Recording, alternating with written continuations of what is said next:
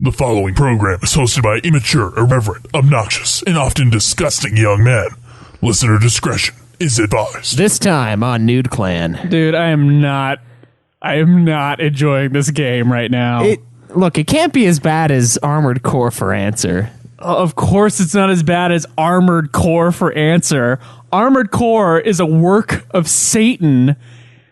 This is man's doing. Shall we play a game?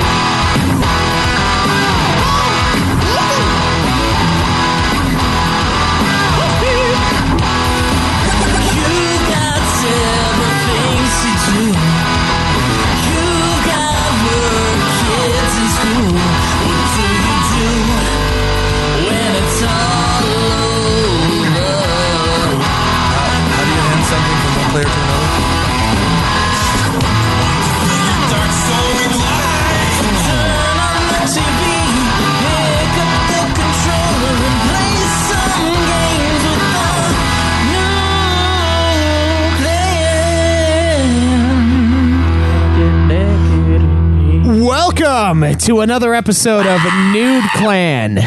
I am your host, Kaleb. I'm your other host, Joseph Egolier. I'm Kaleb Craig. And this is Cameron. And today, against all odds, I would say, we're going to review Parasite Eve. Yeah. Oh, boy. Oh, I'm excited, Schweiss. I'm excited to talk about this stellar game. Yeah, Joe had a very different experience, possibly, than the rest of us. But Cameron's, I would say, is easily the worst. Oh, yeah, my experience is backseating. Oh, man. And then Caleb will be his little guest number added on the end of that one because he beat it as well. Yeah, he did. So this is Caleb's first time playing through the game as well as Joe's. So getting pretty excited to get into that shit. But before we do any of that, what's everybody been playing? Well, Schweiss, this week I have played a tiny bit of Final Fantasy 15, despite me wanting to go through the story once again. Another game, Parasite Eve, took all of my time, all of my possible gaming time away from me. Well, you only had like a week. Very frustrated. I wanted to put off Parasite Eve for Final Fantasy 15. You had me come over here, and you were like, it'll take like 1 second, dude.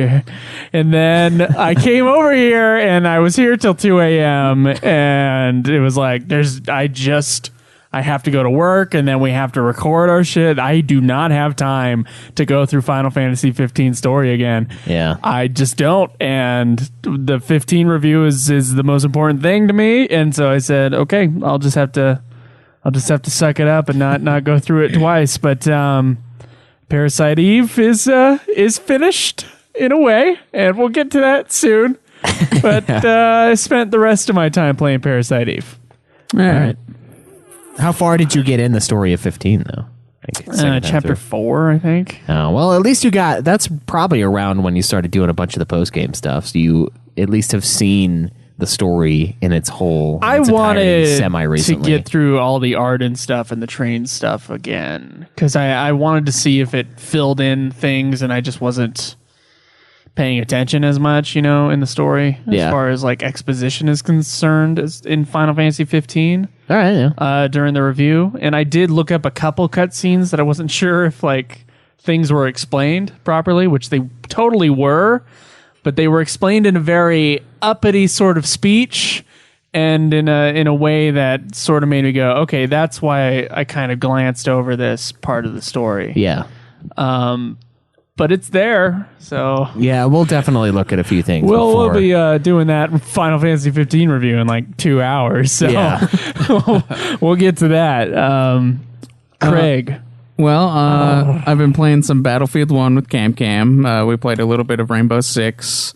I've been playing some Disgaea 5 and Last Guardian. This guy a 5. He's not a 10. Yeah. He's not he's not as bad as a 1, This guy a 5. Puns are great with this one. Yeah, every time. Wait, what do you give the game out of 10? Do you give it a 5? I haven't beat it. Is this game a 5? I can't give it a rating. Oh, Cameron's God. just pissed because you know what I'm going to be like at like 65? Your Dead. children and your grandchildren will hate you. That's what it's going to be Well, like. thank you for assuming that someone will have sex with me. You're welcome for that. I have faith in you. Oh, thank you so much. That was the nicest thing you've ever said. Joe, someday Somebody will bang you. someone will bang you. Some people again. have had experiences, Caleb, and others have not. So I don't know where this faith goes. I don't know where this faith is coming from. Maybe maybe the faith is real and he just has none for himself, so he understands. Who knows? I'm just a prophet. You guys Who are knows? assholes. Well, Cameron's over there shaking his head because he thinks Caleb's what is it, a weeb? Is that what that thing is called? No, I do not think Caleb's a weeb. Stop making fun of his small penis, guys. Fuck you. He's teetering on the brink, but he is not. He's not gone over to where he needs the full body size anime pillows and stuff like that. So, Oh, a weeaboo. yeah, Okay. All right. That's what you Weeb is a said. short he version of enjoys the anime culture and he enjoys it, but he's not let it become the Dude, all-consuming thing. I'm telling you. There's a lot of anime I do not like. Okay, so down at lot Snow of it. College, when I was in Ephraim and I was going to Snow those College people, for a year, Yeah. Caleb is nothing. No. I was I know, taking yeah. Japanese down there We know. with like the bottom of the barrel white people. That's what that was, and it was just terrible. Yeah. They were the Oh, yeah. I the have come across, loudest, yeah. most obnoxious anime freaks ever. I don't think they had any interest in actual real life Japanese people Dude, at all. literally half of them were always cosplaying. Oh Wow. my god, yes. Dude, they were Yeah. awful. They were awful people. Fuck that shit. Wow. Okay. Hopefully, our fan base isn't too offended by this rant. Oh but- my god, whatever. Dude, look, if Our they're- fan base is from Texas.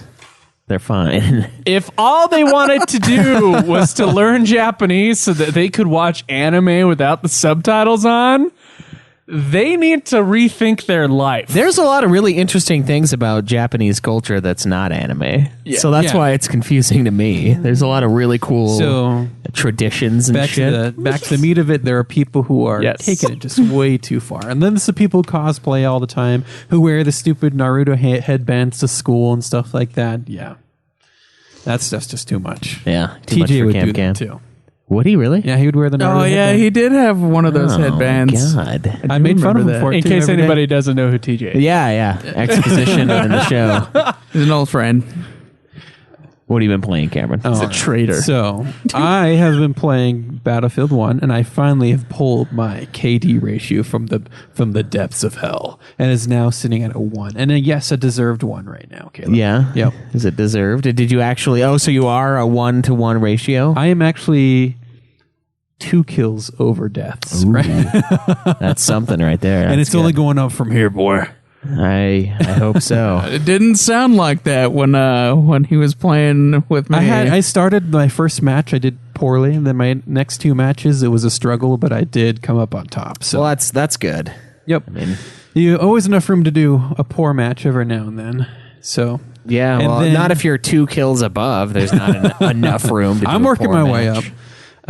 And then my goal is to beat your KD spread, which is only at a 0.02. So shouldn't be too hard to get there. Yeah, 1.02. 1.02. So I also Easy. played Rainbow. I played a little bit of that. I also played Rainbow Six Siege. Trout. Rainbow Trout. Connection. When we say rainbow, people know what we're talking about. We've talked about enough on the show. Well, it could be any Rainbow Six game, though. I mean, we've talked about Siege a lot recently, but I mean, personally, Rainbow If it Six was a to new- me is a different game. If it was a other Rainbow Six game, or Rainbow game, I would say. But anyways, Can't played a say little bit of that, Six is just too hard of a word to say, isn't and it? then I played a little bit of the Disgaea. Oh, Caleb they have shared like 2 played it. seconds of it. Disgaea 5. Caleb shared it with me, and yes, it is a game I probably will not touch again. So that's what that is. So Disgaea is not a 5 out of 5 for you. It's a little heavy on the anime side. I understand it's supposed to be a joke game making fun of the anime genre, so that's I could understand. Anime is from that not a point of view. genre. Fucking anime is not a genre, Cameron. I'm a gonna style. murder you. I would put Final Fantasy 15 It's not even in a that genre. style. It's fucking nothing. It's just a word for animation. Anyways, I also played Sometime. Star Wars Bounty Hunter. No, it is the word for animation. In It is, Japanese. yeah, but that also includes Disney films and Pixar films. I know. That's what I'm saying. Animation. It's a much larger term. So what are we going with here? I fucking hate it. I've already done this rant before. Do a Google search for anime and see what comes up. I know and see what what comes the up for accepted anime. definition is. And they will argue that it is a style, but I will argue against that. It is That's not a your style. opinion. It's a war of opinions. I would argue that it's basically has two meanings, and one would be like a style, because enough people use it in that form, and that's how words change. It's That enough is people how words change. Yeah. enough people say it and mean it as a certain thing, and so I would say that it has two meanings. That's how we get words like "ain't" Yeah. being in the dictionary. It's because enough fuck faces Ain't use is it on a a word. regular No, it basis. is a word. You just have to use it correctly. It's Are not. Yeah, I know. But people But don't they use it can't correctly. say it, so they just made it a word, and now it's a word. Anyways, I love anime is That ain't right, man. now used to define a certain art style. So there's no reason to, A certain one? a certain art Can you style. tell me that the movie Akira and one of the Miyazaki movies is of the same animation style? seen them, so I or how can't about say. that Appleseed movie that's not even cell animation? Yeah, it's more. But they'll all call it CG-ish. anime. It's all fucking. haven't- It's I haven't bullshit, seen it, dude. so I It's can't. bullshit. It's absolutely bullshit. It's not something you can really define. You can define German expressionism in film, but you can't define fucking anime because there's a bunch of different Here he ones, goes. and they just call it anime. It's stupid. All right, let's move. Fucking on. stupid. Caleb, what have you been? No. playing? So I also played Star Wars Bounty Hunter from the Yeah, you said PlayStation that. 2. Yeah, And it is we got that. awesome. And I'm enjoying it. From I- PS2? Yeah. Oh. But I bought it because it's upscaled to 1080. Oh, nice. So I'm having fun with I was about that. to say, I was like, I have that game too. And I also bought 2 other games off of Caleb's behest, and so I'll play those as well. It's probably not a good idea. I'm sorry, what happened? There was a flash sale Caleb on behooved me PSN, to purchase and 2 different Cam wanted to buy some games, and he asked me which ones. Oh, to so you get. didn't buy any of them then? So No. Craig Okay. didn't buy any games technically. No, No, I Craig didn't. did not buy any games. He Those are asked my me what games. games he should buy. Oh. I didn't buy any games. Oh, okay. I I thought bought you were them for saying myself. You bought Although it I for was- you. Hell Pretty no. tempted. It's like, hold on now. No, and then buy you games transfer for the him. money. You're like, dude, I technically didn't buy it. Cameron bought it and then wanted money back. The way around your goal. Okay. Alistair asks why split hairs though on the anime.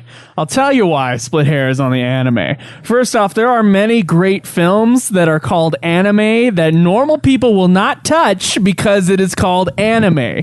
By calling it anime, by calling it this thing that normal people don't really like, you are then automatically like you're not allowing them to like Enjoy the film. enjoy this film because your shitty subculture has taken it as your own thing. That's why I have a problem with it. So I would like to say there are some great Japanese animated films, and there might even be some great Korean animated films. I don't know. I haven't seen a single Korean animated film, but both of those things are both called anime. I think I might have seen one. Okay. And so if I say, okay, go watch The Wind Rises, it's amazing. Go watch Akira, it's amazing. A couple other Miyazaki movies or Isao Takahata movies, Tale of Princess Kaguya, and there's a handful of other movies that are great Yeah, too. whenever I tell anybody to watch any kind of Studio Ghibli Yeah. film or a really good Japanese animated film, I always just say it's an animated film. An animated film. I don't want to say it's anime. Like, is it anime? And I'm not going to watch anime. So wait, you're saying the reason you don't like it is because people associate it with the subculture That is is the the anime. biggest reason they I don't like associate it. Well- it with being stupid and childish, and they don't want to watch Well, it those because people- of that. those- Even though those films could easily rival and best any Disney film. Well, that's what. Look, man, that's what happens when you're a So- cunt. That's what those people are. They're cunts. I agree, but I think the anime community is also the To blame for that? To blame for that. You know, that might be. Then that that's might something be that true. bugs me. So that's why I split hairs on it. I'm like, stop calling it anime. There's no cure for If you being want a to cunt. take it seriously, stop calling it this thing that's stupid and cartoonish. Yeah, but I mean, Right? I know, but I think it's stupid that the people would just be like, "Oh, I'm not going to I watch agree. it because it's." I anime." agree, but I feel like it's my job to It's- give people great No, cinematic yeah, experiences. but what would you say to somebody that said, "I don't want to watch black and white movies"? I tell them you're stupid. That's the same thing. Have you seen me talk to someone who said that? That's before? the same 'Cause thing, I though. Rip them. That's the same shit. I go, yeah. What if they it's 'cause watched? you're a What if they fucking watched idiot. a really boring? In fact, I said that to a coworker the other night. She's like, I've seen one black and white movie and it was stupid. She saw it From Here to Eternity, which is kind of like an okay movie. It was well received at the time, but I understand why someone wouldn't like that movie. And I'm like, okay, there's a world full of great black and white movies out there. Right, but they're doing the same thing that you're trying to defend people for because of the anime subculture. That's the same exact idea. It's that, this is what this is. And I would therefore agree don't like that person is stupid.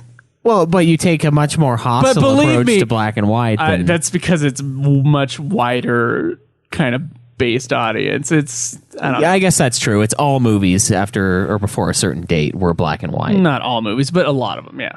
Well, I mean, when they made color films, suddenly they weren't all black and white. Is what I'm saying. 1933. There's That's a point pretty where early. there's no where there's no color, and then there's color. a very small point. It was like 12 years. So Yeah, but I'm saying that's technically, like it is a smaller color film was pretty early on. It was just really expensive to do, so they didn't do it that much. Oh, all right, fair. So yeah. So when people say that, it's like up to a certain. No, that's not true. Well, I'm saying like there was a time where there was, and there's a time where there wasn't. There was a time that lasted about 20 years where they would choose based on the subject material of the movie whether or not it should be a color movie or a black and white movie. I miss those days. It was beautiful. Now it's like if you want to do a black and white movie, it's like a big deal. Yeah. Ooh, it's in black and white. Yeah. Anyway, yeah, that's my problem with it. Is it just alienates certain audiences that are missing out on something, admittedly out of their own stupidity, but also because of the stupidity of a stupid subculture. Yeah. Yeah. I would Like say if they were it's- like these black and white freaks that just like, I only watch black and white movies, then yeah, I would agree that they would be the same stupid thing. But there's not. It's just the stupid anime culture. Or like some people don't like watching westerns and haven't fucking seen a western since maybe some TV that their dad used to watch. Yeah. And Yeah. then it's like, dude, I've seen you that. have no idea what movies you're missing out on Yeah. because you're saying that you don't like westerns, despite the fact that you haven't explored the western genre whatsoever. Which the western is a genre, and there's different styles within that genre as well, Right. as opposed to anime, which is neither a genre or a style that you can really pinpoint. Yeah, it's just Japanese animation. That's All right, this is the 12th time I've done that rant on this network. Well, it's fresh though. We haven't done it in a while on New Clan. There you go. Is that all you played, Cameron? That is all I played. All right, I played Final Fantasy 15. I ran through the story again. Finished that up on Thursday, I believe. I played a little bit of Rainbow Six Siege, and I played a little bit of that Battlefield 1. How long did it take you to run through 15 story with the max level and everything? Just under 10 hours, and that's Really? yeah. And it took me like 30 minutes to choose what photo to take into the last area. Took the Arden one. It was awesome. That's pretty funny. Oh man, now I know what that The Cindy is. one is Yeah. beautiful. It is, yeah. The Cindy one is a classic. Too bad you couldn't just focus on the boobs. That and would be like, honestly. hey, If I check can out- like Photoshop it a little bit, yeah, like zoom in on the tits. check out this rack. Yeah. And then I also And then played. she gives him a little kiss at the end too. Yeah, she does. It's like, and they're all like looking at it, like, oh, look at that photo. It really encompasses this entire game, and then it's her tits, which would encompass what I was thinking about during the game. I was like, man, I need to go get my car cleaned. Yeah, you're like prompto. Any excuse to see Cindy? Yeah, yeah. And I also played a little bit of Last Guardian. I played like the first 30 minutes. It's over there paused right now. alert. Oh, I did play that as well. Yeah. Oh, did we not tell them that we're doing that yet? We're doing what? I don't know. Anyway, before we get into super spoiler territory, that we're playing Last Guardian. Oh. No, we have. I Well, think. what was the spoiler then? The spoiler was the ending of 15. We were talking about it. That's all. Oh, the photo? Oh yeah, Jake just Yeah. got crushed. And then, Yeah. yeah. Well, I guess the real question now is, has anybody beaten a game this week?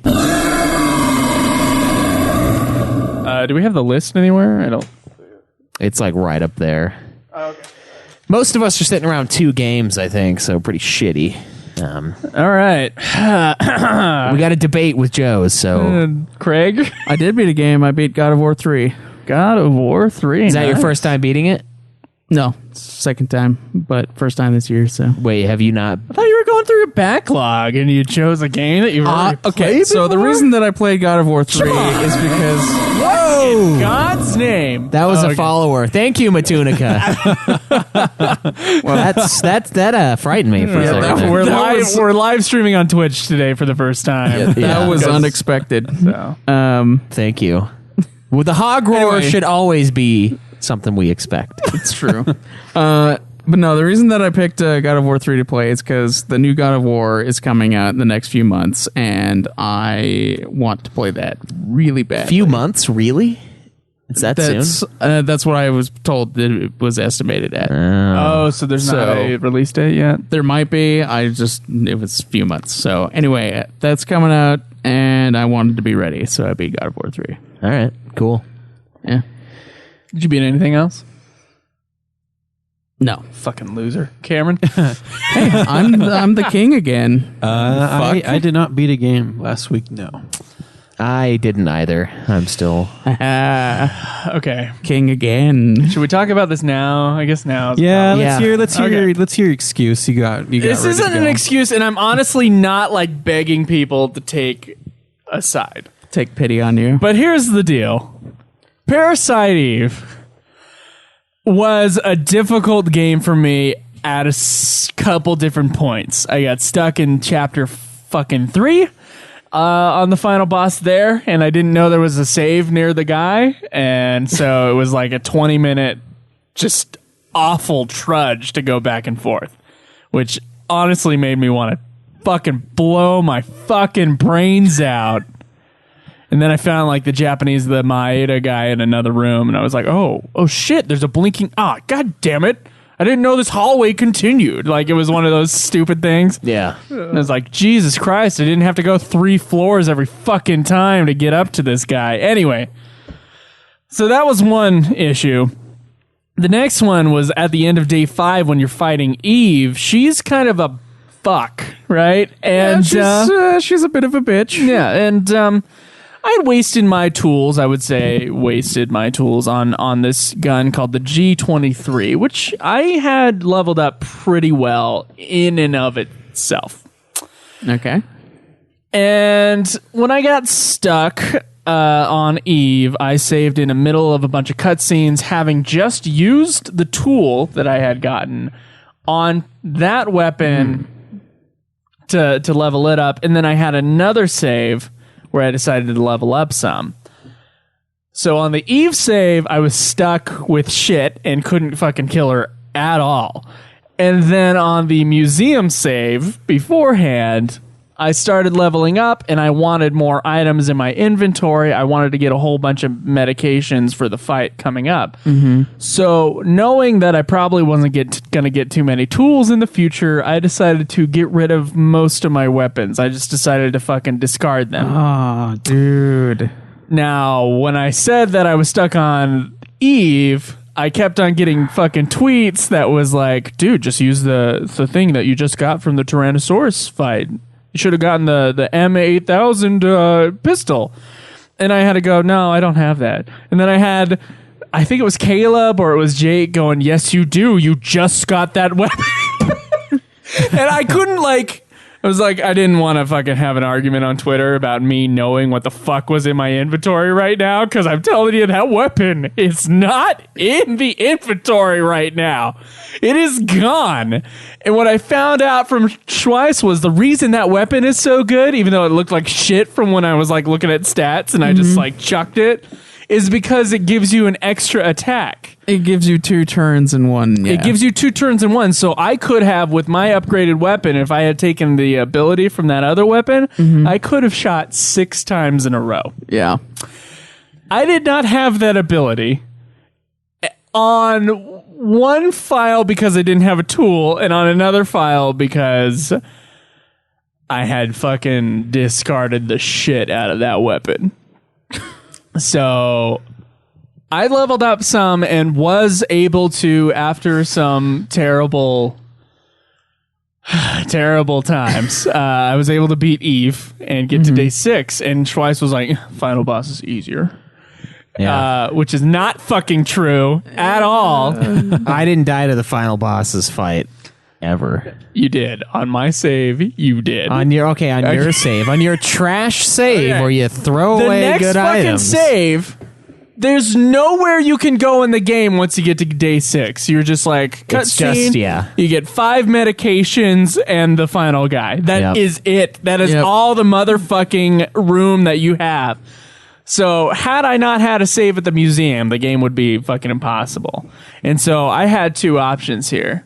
After going through the final boss like a billion different times and not being able to kill him, and then going like, fuck it, I just used up the 8 hours that I have to beat and play Final Fantasy 15. I gotta beat this game now. It was like, I can level up, which now leveling up was taking forever because I was in the level 34 35 range. Right, yeah.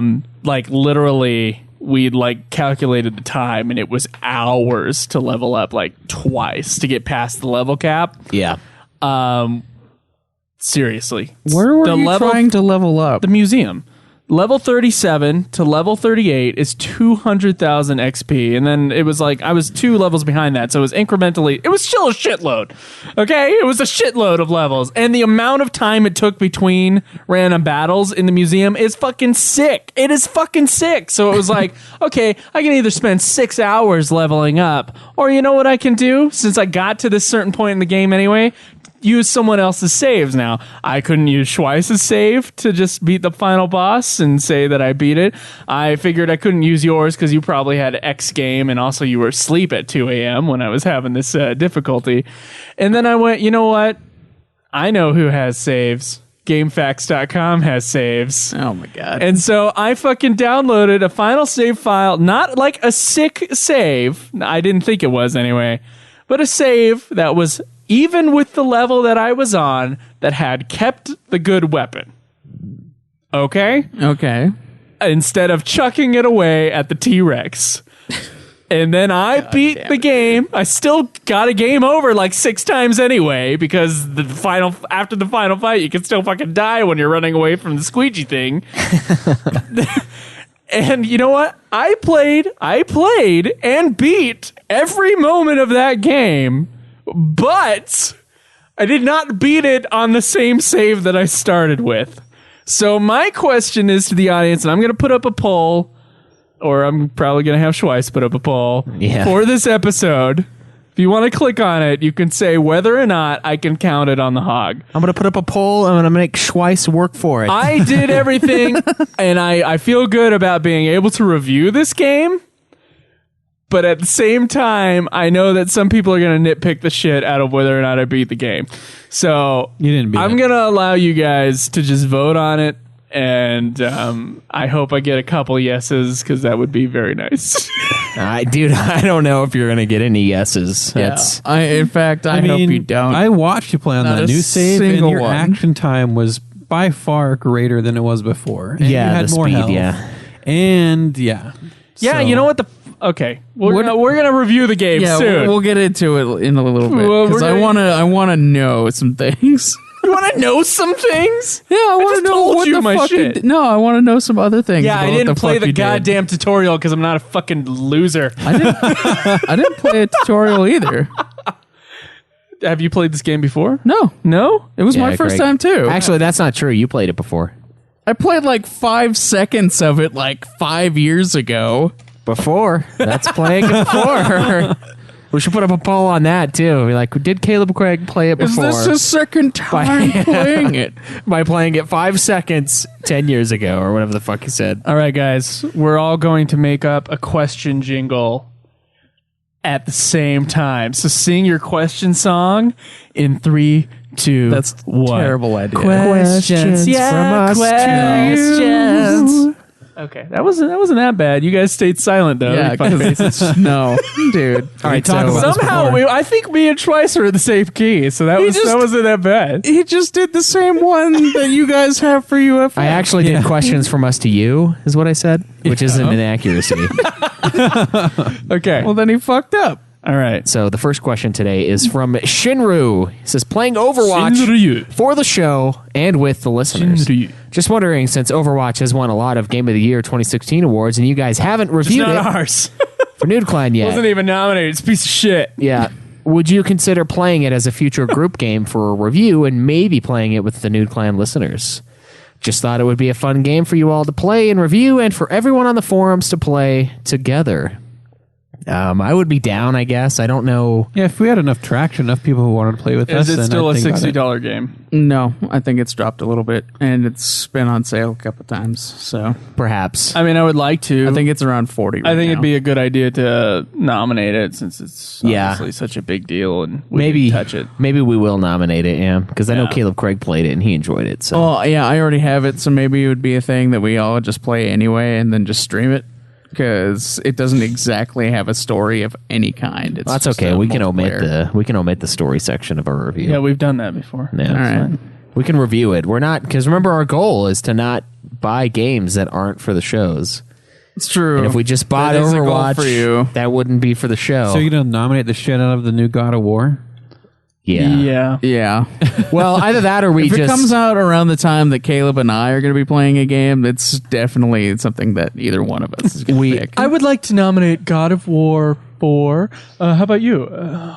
Also, God of War 4. Yeah, we're just going to play God of War 4. No. What it'd be like? I'll nominate God of War 4. God My of second War game 8 will divided by will be 2. Halo. Will be Halo, and then game, the other right? game will be Modern Warfare, and the other game just like all these other first person shooter Dude, games. just So the clear don't choice. nominate Armored Core because So the they're clear gonna choice go. would They're be- gonna go for Dude. it, dude. Do you think so? Last time we thought I have the clear Armored Core choice. 3. You can pick have Armored Core 3. No, dude. People I am are gonna nominate it just to piss us off. Nominating it. Don't I do am it. nominating that. I will let you dare. I will let you borrow just it. don't do it for me. Do it for Joe. No, or do it someone for else. to our Caleb Craig. review, yeah. Caleb Craig has it.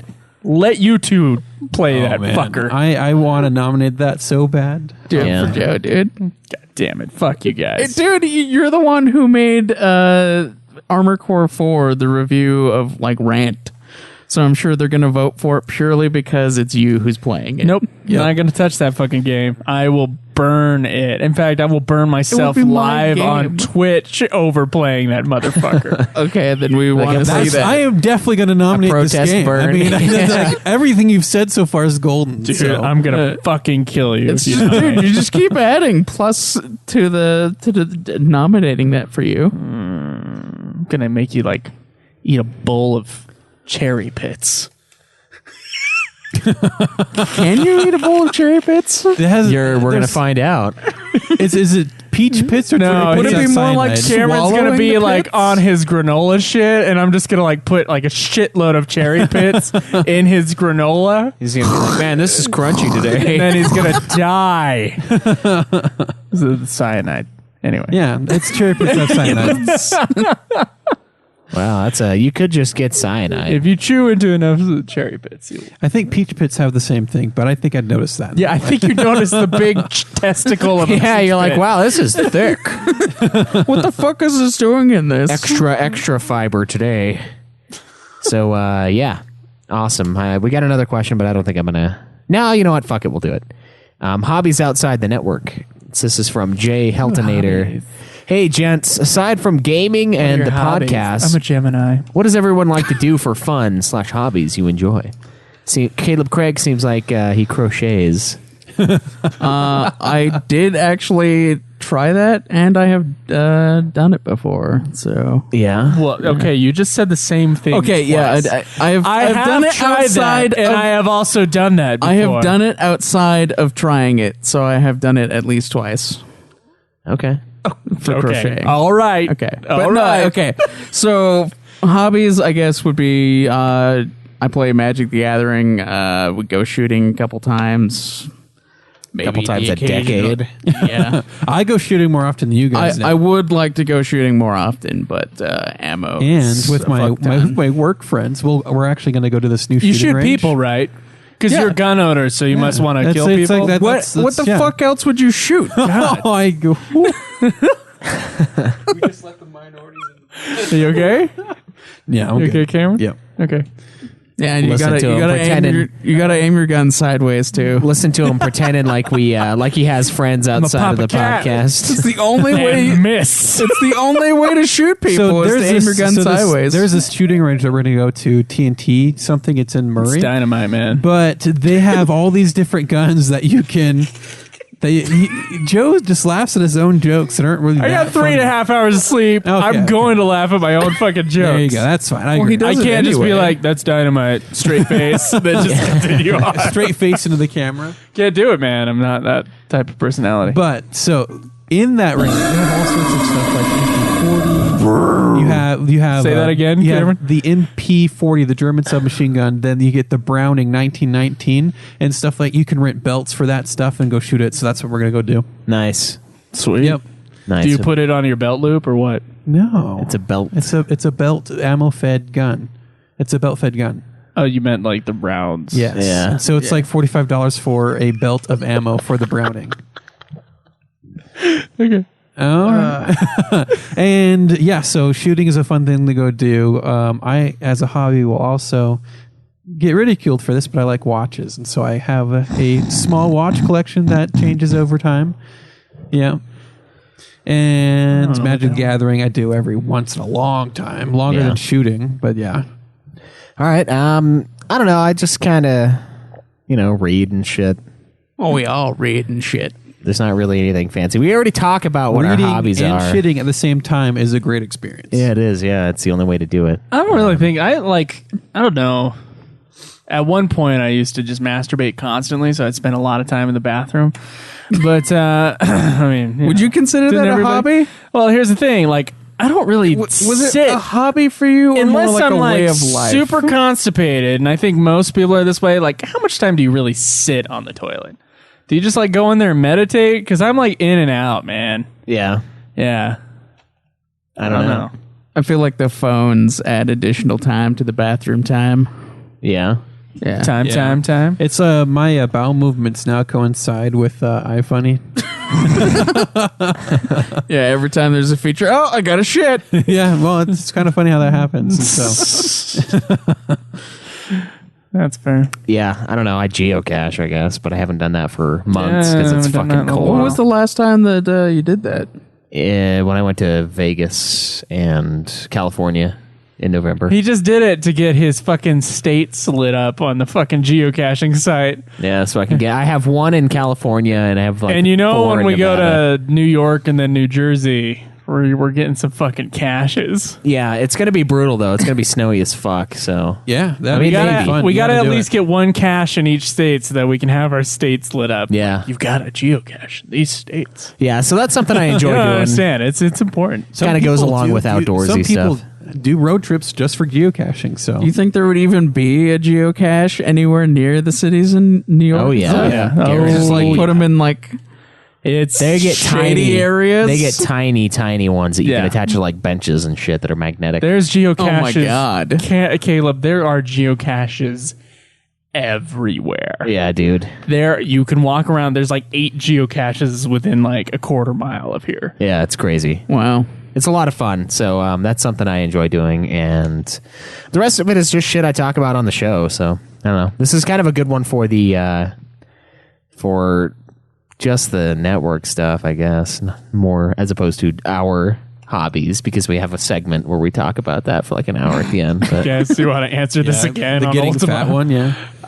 yeah, Most of my hobbies I turn into jobs. So you know it. Podcasting, movies. It's like, yeah. I like to. I guess movies. I don't get paid for them, so it's a hobby. you have gotten no, you didn't get paid for the redneck one, did you? No, I did not get paid. I got offered to do another one, but it hasn't happened, and I was Oh, going to get okay. paid for that one. So you almost did. It almost was a job. I've gotten paid for live broadcasting stuff. It's like a sound guy. So, Well, sort of. I guess related. that's a hobby. being a sound guy. I treat it like a job, though. Like, to me, it's like I got to get certain things done as I go along. yeah. Like, currently I'm writing a screenplay, so. But then, like, one of the other hobbies is podcasting, which, of course, has become a job that I really like, and then it just goes on from there. That's I call do. it my fun job. I don't have any. I guess I don't have it like. Yeah, I read, but at the same time as I work. So what do I do? What do I do? God, dude, I'm gonna have a. I'm ruining my life. Look at that. I don't have any real hobbies. I just make them into things. Yep. Or is that a positive? I don't know. And I mean, the one you listed, you're not even technically doing. You're listening to books while you work. So, Dude, I mean, even we that's already had a whole thing. Yeah, even that's we consume the media. I brought up that discussion at work the other day. It was fun. yeah. Yeah. And what'd they say about it? I'll let that kind of slide for now. Oh, so they took my side.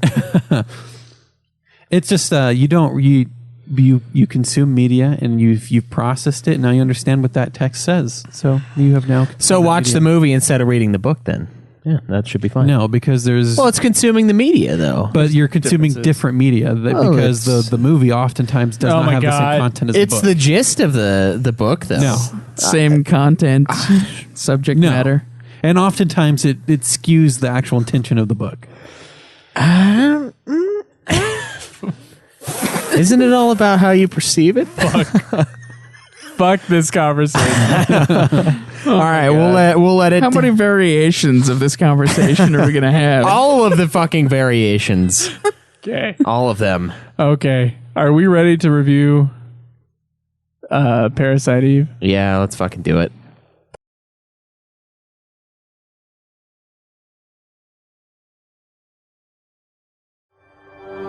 There we go.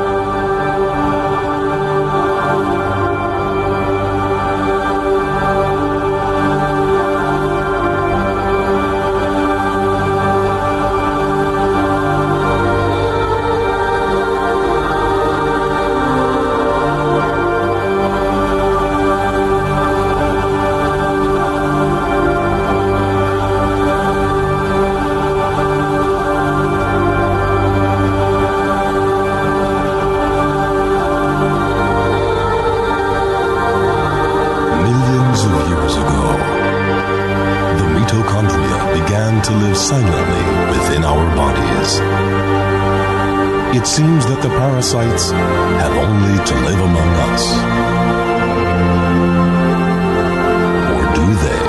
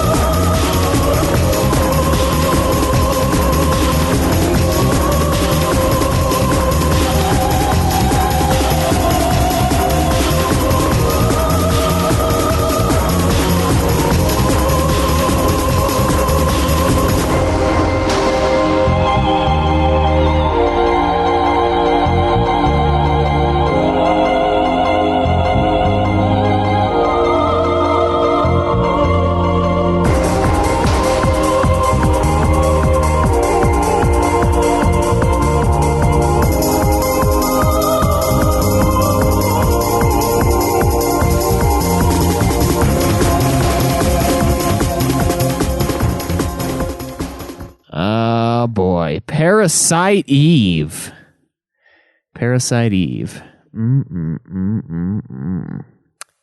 Parasite Eve, if you don't know, is a survival horror. Left side of my face went Parasite. Parasite Eve. No.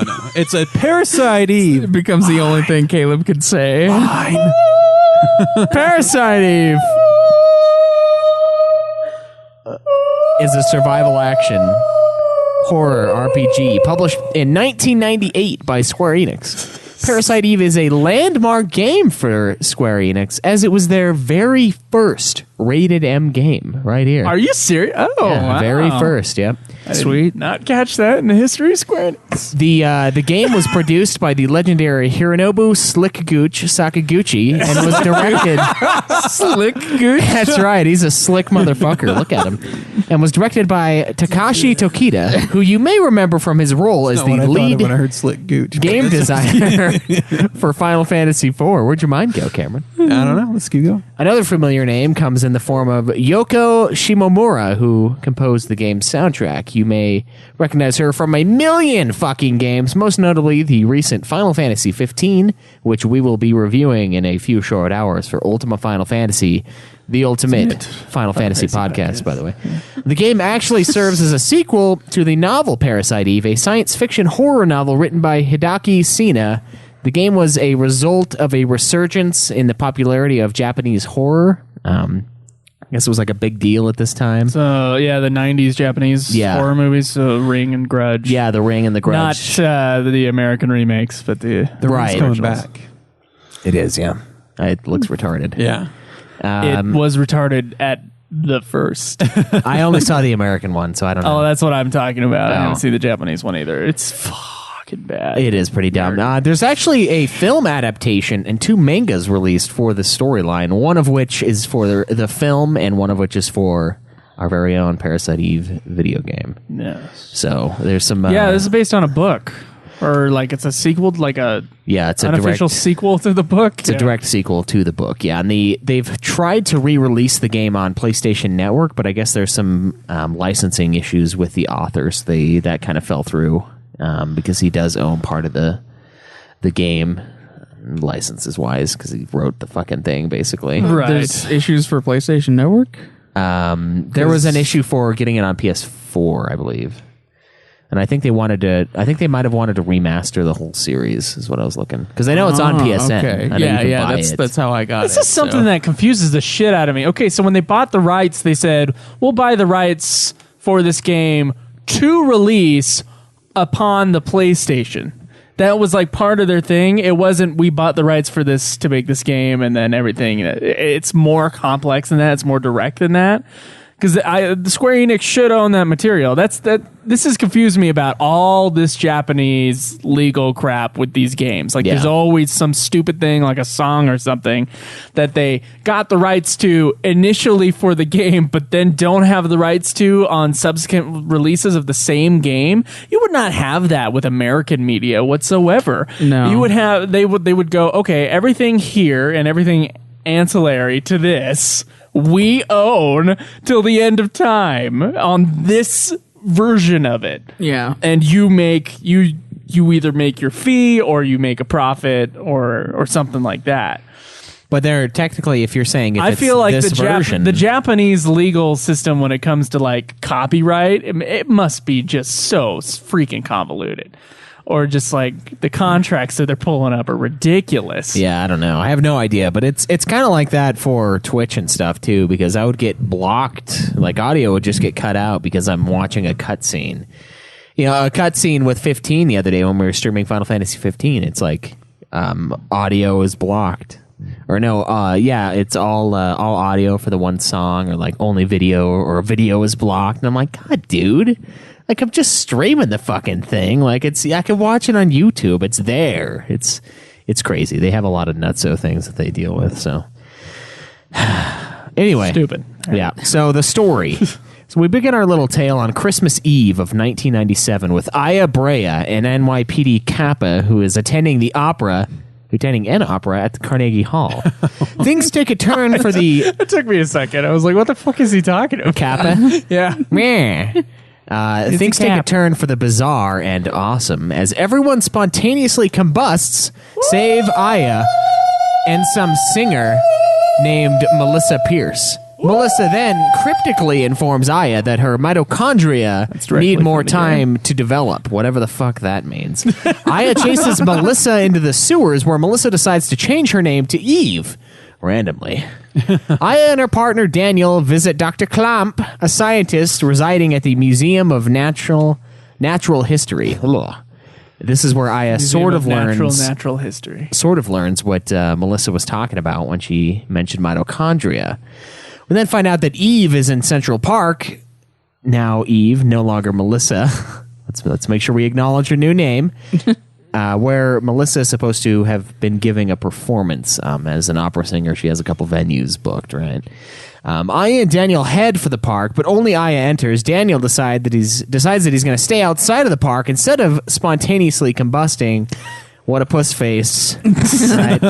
Aya arrives at the theater, but it's too late, and the crowd has already been melted into a gelatinous mass. Very disturbing cutscene. It's just Jell-O. It's like a giant Jell-O bowl. It's fucking awesome. She does this, of course, by forcing the audience's mitochondria to fight their hosts. Aya chases Eve and is knocked out following an extremely romantic stroll through the city on a flaming horse-drawn carriage. Yep. It's beautiful. It was very beautiful. Brought a tear to my eye. Now begins the evacuation, and we meet a man named Maida who sheltered Aya after she was knocked out after the horse ride. Now for the bombshell. Maida reveals to the party that a scientist tried to culture the cells of his wife after a car wreck, and the mitochondria took over her body.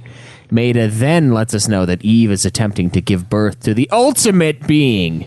Maida also comes to the conclusion that Eve and Aya's mitochondria are in an evolutionary race to survive, which is supposedly supported by a selfish gene theory that I didn't look into. The party then takes off for the St. Francis Hospital, where Eve is currently chugging cum like it's going out of fucking style. What? You don't remember that part? Mom. Dude. No, I don't remember that part. What the fuck are you talking about? She goes to the... There's not a scene. He made it sound like there was like a scene of her doing that, but she goes to the sperm bank to get seed. Yeah. And there's a bunch of vials of it laying around everywhere. That's what that was when you go to the hospital. God, yeah, she's gathering semen. Yeah. I don't think she's chugging it. I think she's stuffing it somewhere. I think she's chugging it because I like the imagery of that more. I know you like the imagery of that. I mean... You don't want to be like that one movie where she's just filling it full, like a syringe full of it, just dripping out the tip of the syringe. Yeah, in Don't Breathe. Yeah, Don't Breathe. And so she's just the syringe. Spoilers for Don't Breathe. There's semen. Yeah, there's semen. And it's disgusting. Enjoy that. Throat. Oh, man, the guy next to me, I could hardly handle it myself, but the guy next to me was like, put his head in his hands, and he was like, oh, like I could see him during that movie. I think I was laughing at it. I can't remember that. I know you would be laughing at it. I don't think Don't Breathe has an original soundtrack. I think it's just trailer music that they just chopped into Don't Breathe. That's a genius method. Yeah. So the whole movie just feels like a giant trailer. Yeah, that's what it feels like. Cut to next day, exterior Manhattan, noon. Aya sees that friendly mass of people from the park enter the water supply. She visits with Clamp and discovers that he has engineered special sperm for Eve, allowing her to create the ultimate being. Clamp then YOLOs via spontaneous combustion. Aya then helps Joe and I fulfill our childhood dream of fighting a T-fucking-Rex. And then we come across Eve, who is now surrounded by the gelatinous mass that has created some sort of shield around her. Aya tries to beat Eve down, but ends up having to be flown in by the military. The final showdown takes place on the crushed Statue of Liberty, and Eve succumbs to her wounds. Aya is resting on a nearby ship when the ultimate being is born. This little shit blows ships up, left and right, so naturally Aya engages it. The beast evolves at a crazy fast rate, but Daniel ends up defying all physics and human limitations by jumping from a helicopter to deliver special bullets to deal with the being. He was a god. After this fight, the remnants of the being chase Aya through the ship and into the boiler room, where Aya rigs the whole place to blow. She dives off the deck and blasts that fuck into oblivion. Day is saved, game is done. Or... is it? There is an alternate or canon ending that takes place once the player reaches the top of the 77th floor That's like Chrysler an building. There's an alternate or canon ending. It's either alternate or is it canon? It's both. You just don't get it by being a cash, which we both were. All of us were in this playthrough. You have to go through the 77-floor Chrysler building in a New Game Plus mode. And it's funny because you can see the Chrysler building. There's a part where like you go over and all that you see is a window, and it's got the Chrysler building. And she's like, huh, what's that over there? And I saw that this time, and I was like, fuck that. I'm not doing that shit. I'm not doing some 77-floor dungeon where everything looks the same. Final Fantasy 15 late game dungeon. So, yes, we go to the Chrysler building. The final boss takes the form of Aya's sister, Maya. She then explains to Aya that Clamp cultivated the liver cells of the original Eve to analyze. When Melissa was giving birth to the Ultimate Being, she created a nest there. In case Melissa and the Ultimate Being failed, the purebred would remain. Aya speaks with her sister, and they engage in battle against the purebred. After the purebred is defeated, the mitochondria inside of Aya's body begin to rebel against her. It's sort of explained that Aya's mitochondria have now reached a higher evolutionary stage than Maya's, but Maya's personality has suddenly become dominant and begun to fight off the Eve persona. Maya eventually wins out, purging the Eve persona from herself. Somehow Maya protects Aya by preventing the original Eve from taking her over. Aya then leaves the building by herself, although she apparently has gained some sort of connection with her dead sister. And that is where it leads into Parasite Eve 2. Kind of. Parasite Eve 2, as far as I remember, doesn't really acknowledge that necessarily. When I started the game, it did not acknowledge that at So all. it just kind of starts out, and you're like, wow, this is like Resident Evil, basically, when you start Parasite Eve 2. So. No, when I started it, I was like, what the fuck? This is like Silent Hill. I don't want it. Yeah. Okay. It does have similar controls to Silent Hill. Oh, but it's way worse because she I moves fucking know. faster. I know. It's worse because it's faster. I want to see you stream that game. I'm going to send you home with my capture card, and I want you to do it. No, I won't do it. Caleb. I refuse. Caleb, you got to do it. No. I don't want to suffer. I refuse. Okay. What if it was in your jacket? What then? Can we talk about the fucking story? Yeah, sure. Okay. That's all why. right. That That's was why very, I reviewed it. Yeah. Okay. That was a pretty good overview of the story. And you touched upon all the pseudoscience bullshit that really bugged the shit out of me. Yeah, Having taken a biology class, I don't believe the mitochondria on its own can develop No, it can't. because it doesn't have its own It's just structure. the power.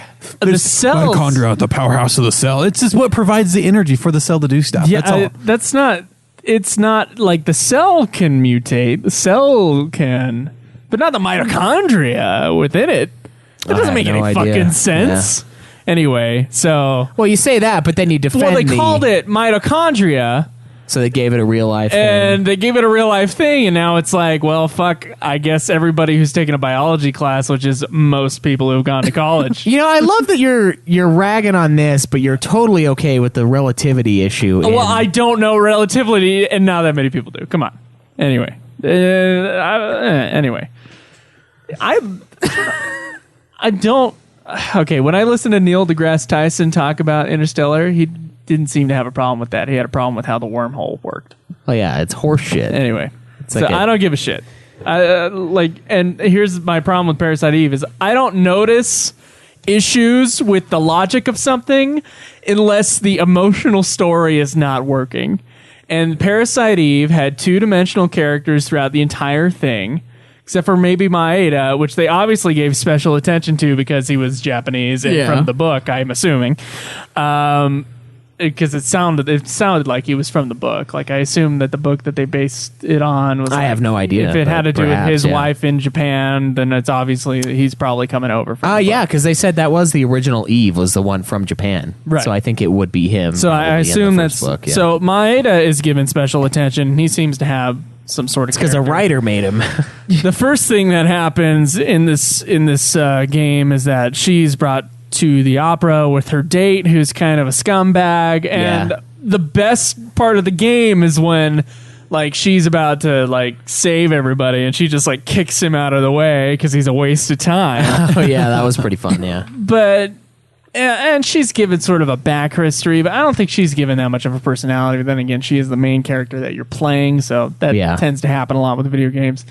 But like the relationship with Daniel is really confusing to me. Like sometimes they're chummy, sometimes they're not, and then all of a sudden he like sacrifices it, or almost sacrifices himself as he like leaps off of the helicopter, is engulfed in flames, throws down bullets, and then is fine. By the way, Oh, believe me, I was like, because when that cutscene happens, I was like, oh shit, he totally died. What about his kid? Yeah. And then like 2 seconds later, he's like, fine. he's just fine, standing there. here's the problem. And when I get to Caleb's place, the first thing I fucking ask him is like, how the fuck did he live? There's no sense behind it because he's burning on a cellular level. So going into the water isn't going to stop that. that was my thing. I was like, okay, he's spontaneously combusting everywhere from the inside. It's Inside him out, because he's too close to this creature, right? Yeah. While he's flying, like jumping out of a plane. Way above the kill zone, too. You're dead at that height. If he would slam against the water like it was concrete. I don't think that many people know that shit, though. I mean, clearly someone over there didn't notice, like, hey, that's kind of high. Let's bring the helicopter down a few hundred feet. We can go lower. No. Oh, yeah, and then, like, they just chuck the ammo clip, and she grabs it like it's just totally fine. Yeah, no.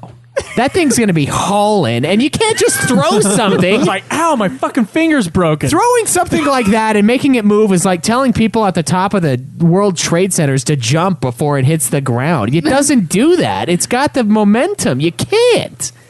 You can't do it. You won't move. It's just going to fucking... So the physics, Okay, so that's bull. There's a lot of bullshit in this game. There is, but there's bullshit in Face Off. That was and we love annoying it. me, So- and I wasn't that connected to anything in the story character wise. Yeah. Either.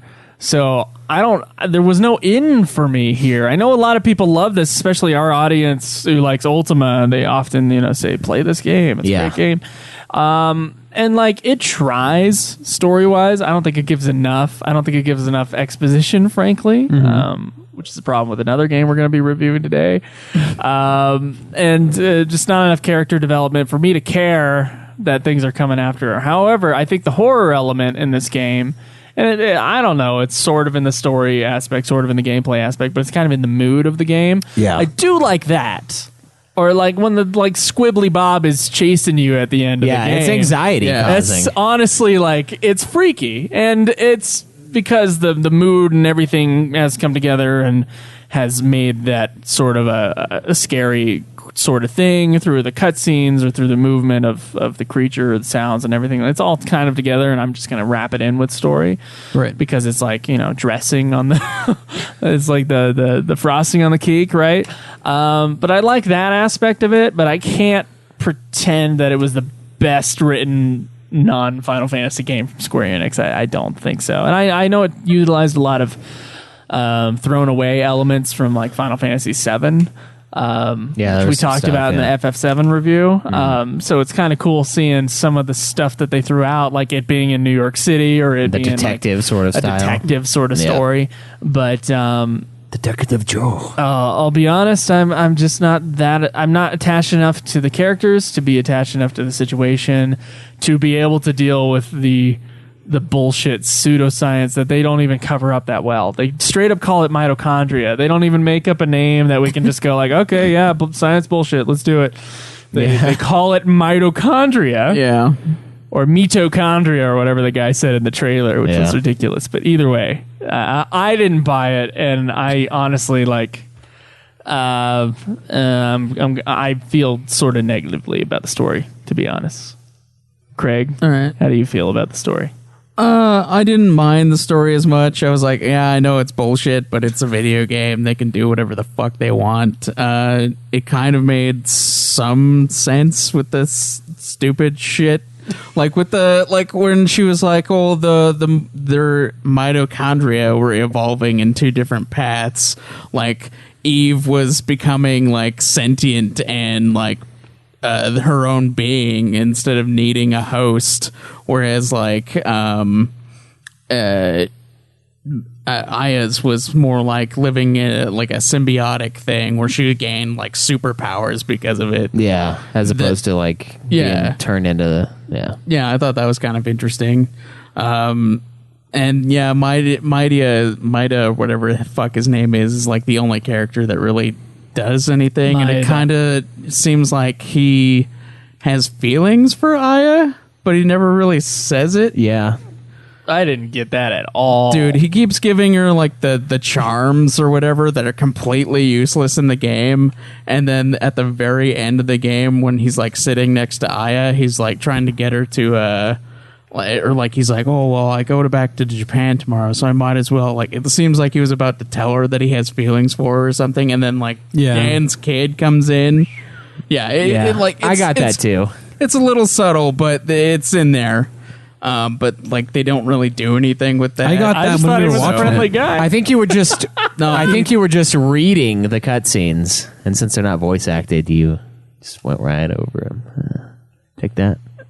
Take you that, can see fuck. it in like the action. Take that too. Yeah, no, I agree. I did notice that, and it was kind of odd. What about Daniel and his like connection to his ex-wife? I thought that was bizarre. He's like, oh man, maybe it's not his ex. I thought it was though in the beginning. I thought they were like separated or something. Lorraine or whatever. Yeah. Were I they or think were they not? I think they are separated, and he has custody of his kid. Because he's like broken hearted over the fact that this bitch is dead, and I'm like, why? Well, Who cares? He kind of was, but at the same time, he's like, oh well, okay then. But he's It was- like, it was I'm a doing little- it. We'll do it for Lorraine. And I'm It like, was like what one are you talking cutscene. about? One cutscene, he's like, yeah, it's like he's freaking out and it's all terrible. But then he's like, yeah, well, Shit died. happens. So yeah, Yeah. it was I don't kind of weird.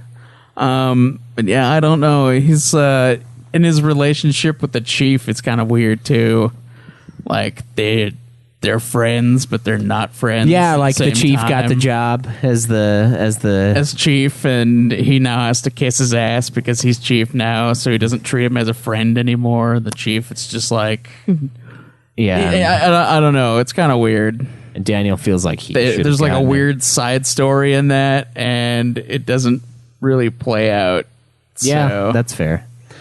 I have problems again with the emotional shallowness of this game. When like people are mowed over at the police station, and like she comes there, there's no relationship to those people whatsoever. There's no way that I, as the audience member playing this game, is gonna care that these people just got killed. Yeah. And honestly, the people don't react like all their coworkers were just totally murdered. totally murdered. Yeah, that's fair. Or hurt, or that their place of work has just been absolutely destroyed. Yeah. I don't know. It just it was just too Yeah, too quick. or they didn't something. want revenge or anything. They were just like, oh, hey, Aya, you should just go do it.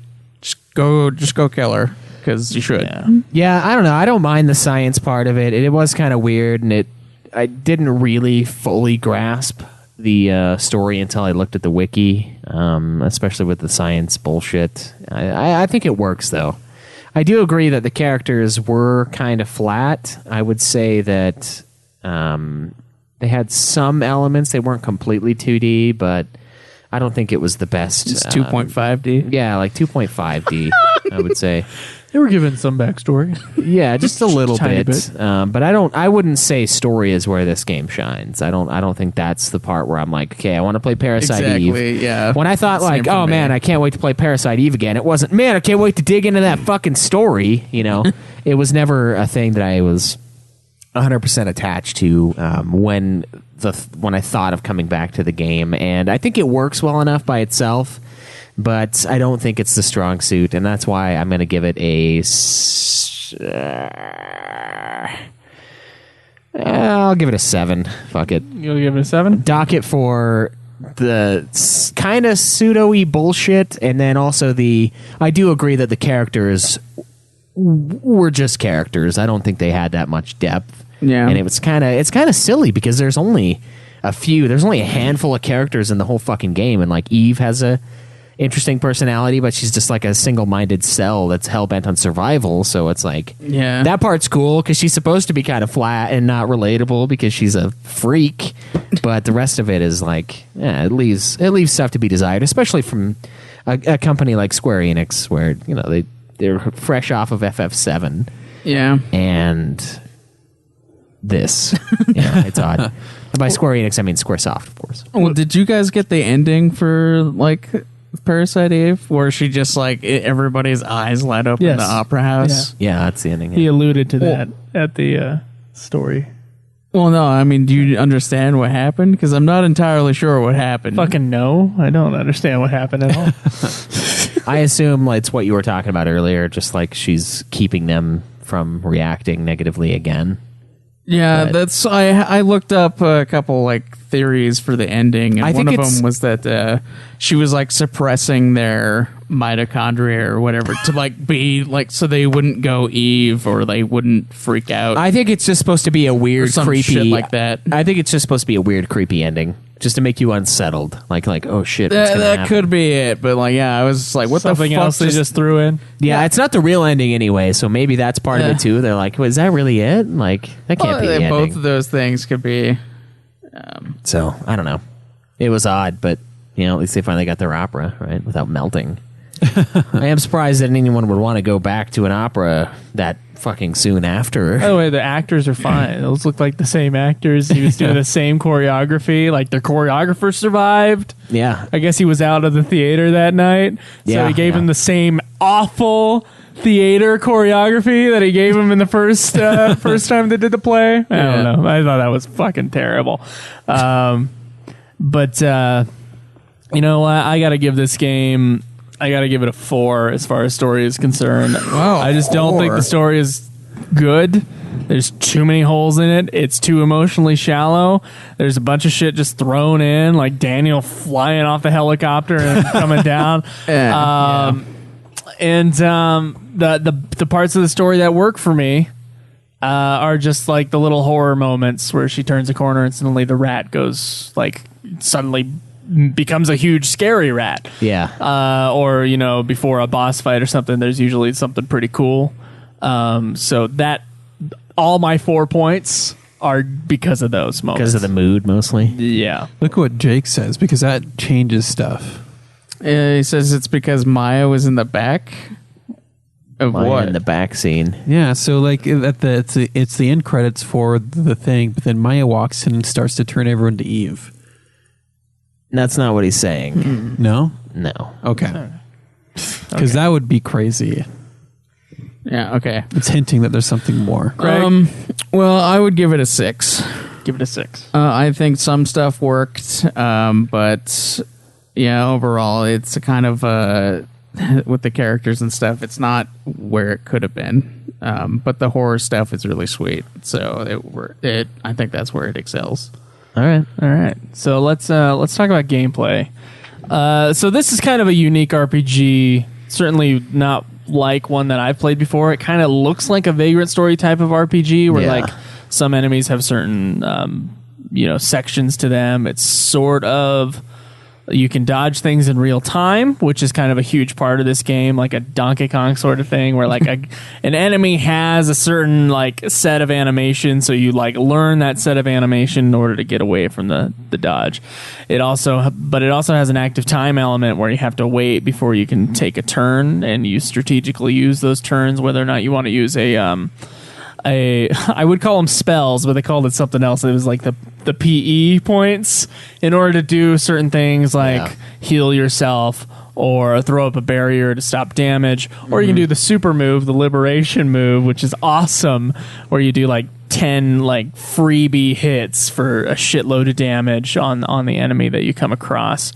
There's also a shitload of customization in this game as far as your armor and weapon and active time and item like the amount of item capacity that you have. Yeah, your inventory space. And every time you level up, you get these things called bonus points, and you can put those into Tons of shit. Tons of Yeah, stuff. pretty much anything like the weapon stats, like your active time, like you can make it faster. The amount of items you can hold in like your backpack and shit. Yeah. Yeah, And then some weapons and some armor will have abilities along with them. Like we said before, there's the M8000, which of course lets you do 2 turns instead of 1 turn, which Yes. would be fucking nice for that final boss, and is obviously the reason why the T-Rex drops it. On top of that, there's a lot of good exploration in the game. There's some areas that aren't part of the story that you can go into, like the warehouse, which I didn't even know about. And then it pretty much plays sort of... Besides that, it plays like a regular PlayStation game from Square Enix. A lot of pre-rendered backgrounds that you're going through and exploring, and then they are randomly generated fights, but they're not like a Final Fantasy game. It's like sometimes you'll go into a room and there will be a fight, and sometimes not. Yeah, and it almost activates like a Final Fantasy 13 or 11 kind of feel, except for they aren't there, and then the little random battle screen pops up, and then they appear. So it's, you get to see them in the field, but only after you've initiated the fight. So it's like a weird hybrid between the two styles. When it comes to that, and then on your moves, like your special moves with the PEs, you got to wait for your active time to go up, and you can either attack or do the PE move, and then that PE move will take away what I would call MP, but what do they call it in this game? Do you remember? I don't know. It was like EP or something like that, or it might have just been PE. Yeah. Whoa! Okay, we got another Thank follower. you for following, True Oaks.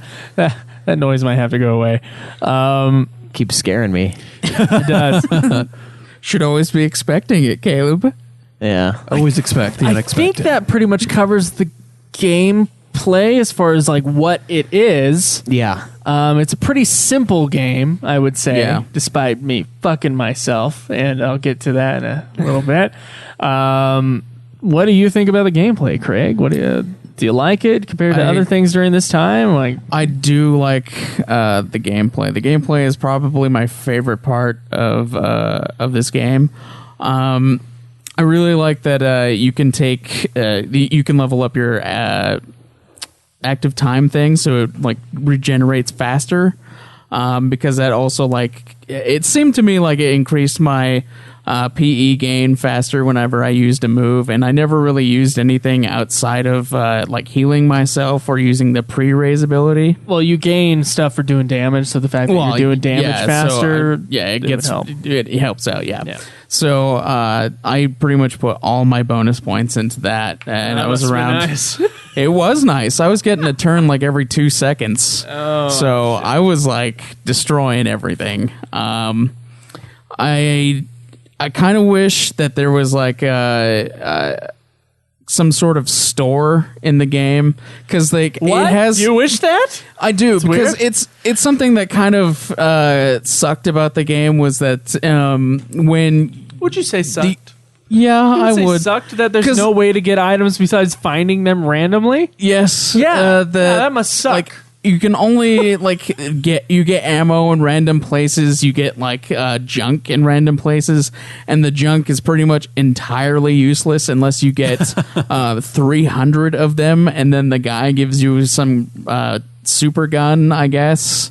I didn't. But you do would it, have to have the but capacity to do that. I was told You that. can take the junk back and give it to him. Yeah, that's pretty much what I had to do. That same problem that you had in the museum where you had your like all your shit was full and you had all those guns. I pretty much just deposited all of the ones I wasn't using to that guy and then just dropped all my junk. I had to go back there a couple times because I kept filling up with stuff that I didn't need. I would fill up with stuff in like the chapter 3 area that was a pain to get through, and just walking back to that guy was just not an option as far as like getting shit. So I just got used to not giving him my stuff. That's how I played the game. I did that because like I once I learned like how the battle system worked, where I had to dodge like everybody and shoot in certain times, because like the enemies would like take advantage sometimes of your just standing there while you're shooting. Yeah. Which really irritated me a couple times, but I got used to it, and I didn't have any problems with any bosses outside of Eve. Yeah. Naturally. And then Well, and the fucking crab that's in the warehouse. Oh, obviously the crab's a fucking piece you of didn't shit. do the warehouse, but like you go there, and I thought it was part of the story because like this new area. Had just opened up. No. The reason why you And- think it's part of the story is because the fat piece of shit out Well, front. that's what I mean. There's is like, oh, Eve's inside. Really, that bitch just doesn't want to go face his ultimate fear of giant crab. yeah. So And he lies to you, and he's like, Eve's down there. You should go. So you should go down there. Yeah, so at this point, like the Fucking piece of shit. just new area had opened up. So I go in there, and this fat cop just standing outside. He's like, "Yeah, Eve's inside. You should go in."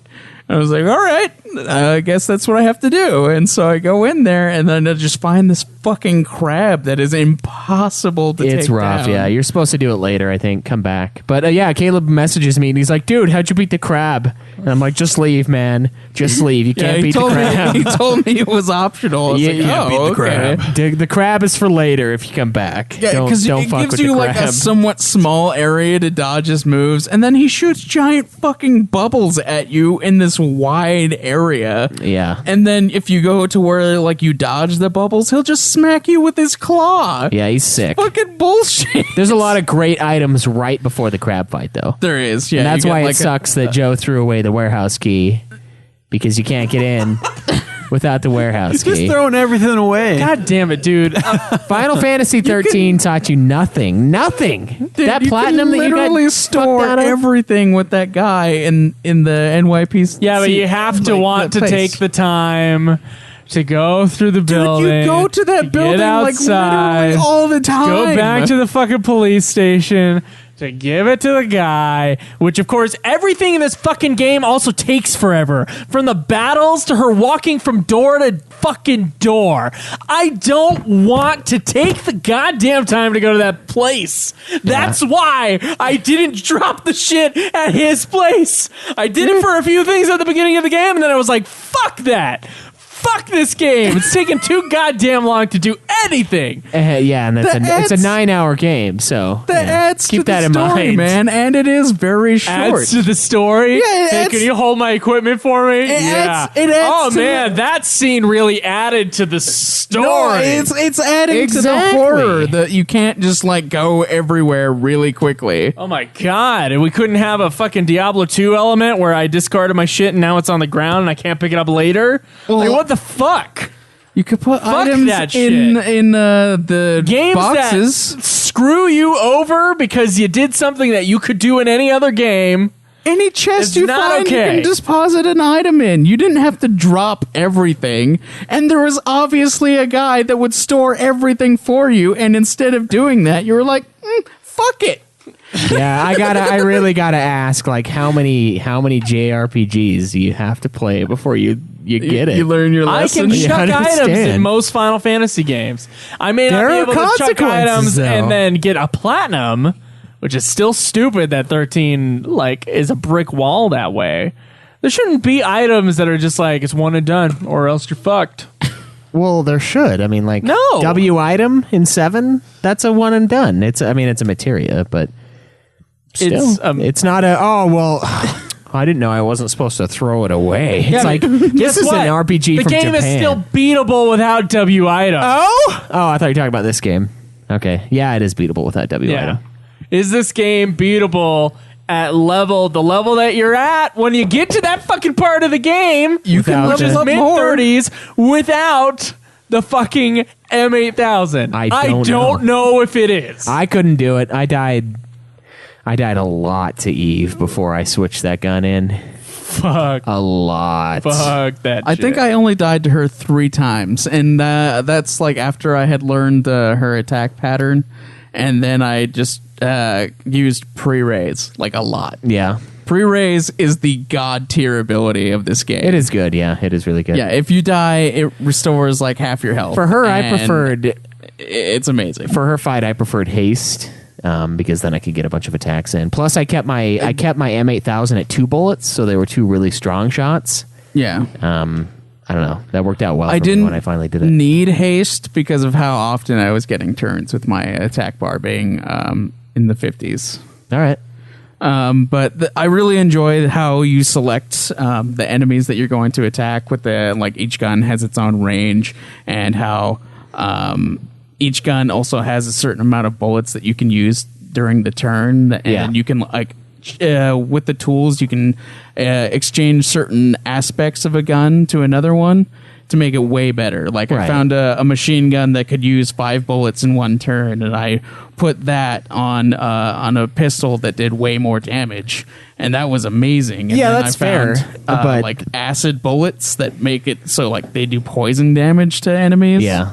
Which was also amazing because they like shredded themselves after a few seconds. With the game, though, I mean, with the increased amount of bullets, normally the damage per bullet drops a lot, and it varies. So I felt that with the pistol, it's pretty solid in the range of being really good. Like it was way better than the machine gun. Well, I know the pistol is the ultimate weapon in this fucking game, which is madness. The M8000 is. Yeah, which is a pistol.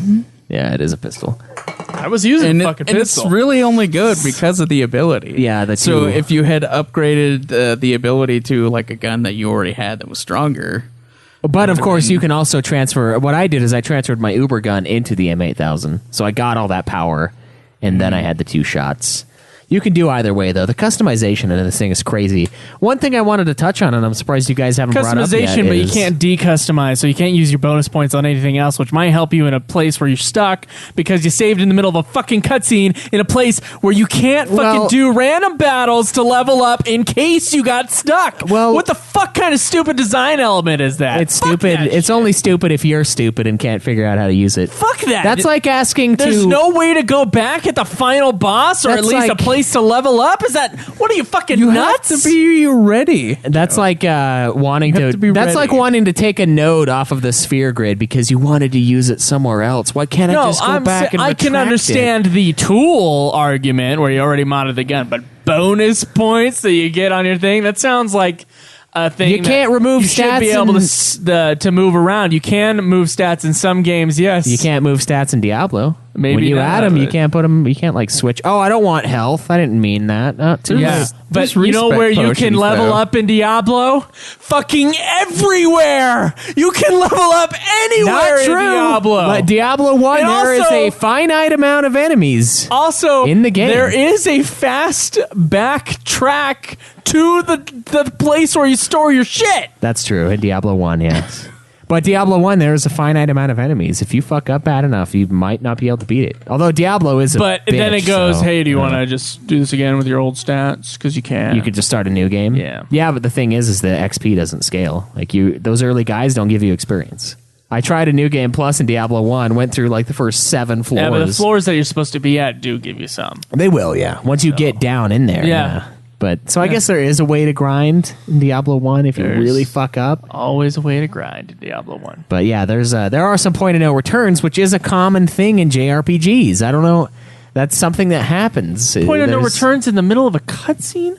Are you Yeah. like, no, that's not okay. I can't think of a Final Fantasy game that's. I guess there is a point of no return, but you can grind in that area till you get sick, right?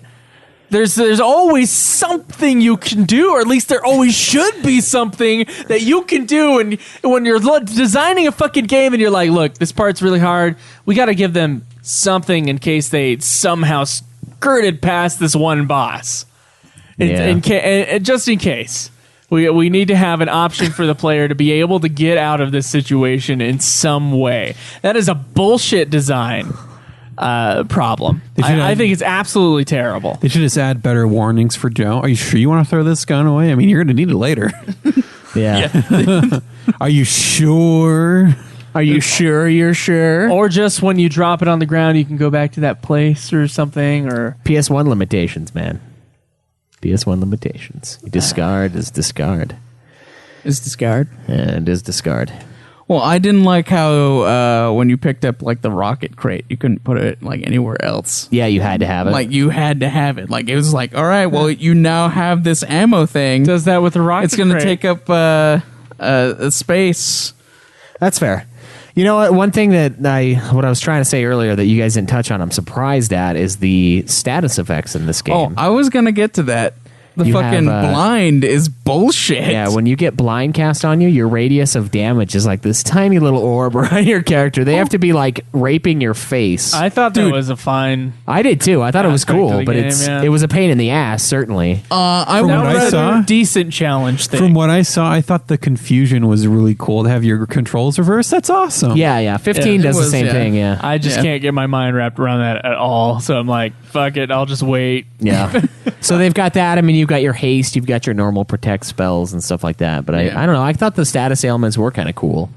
Well, it's yeah, they frustrating, were but- cool, but the fucking blind one really pissed me off because it's like it shrinks your area of effect instead of just like decreasing your accuracy. Instead of being like, oh, hey, you miss a couple times. Instead, it's like, hey, now you have to be within a cack's length away of this enemy, and then you're only going to do 6 damage to You're it blind, if you Craig. fucking manage to hit it. Craig, Yeah. you're blind. Oh, I'm aware. Here, but let you me should- blind you. But it doesn't change the range of Now your try to hit fucking Kaleb gun. twice.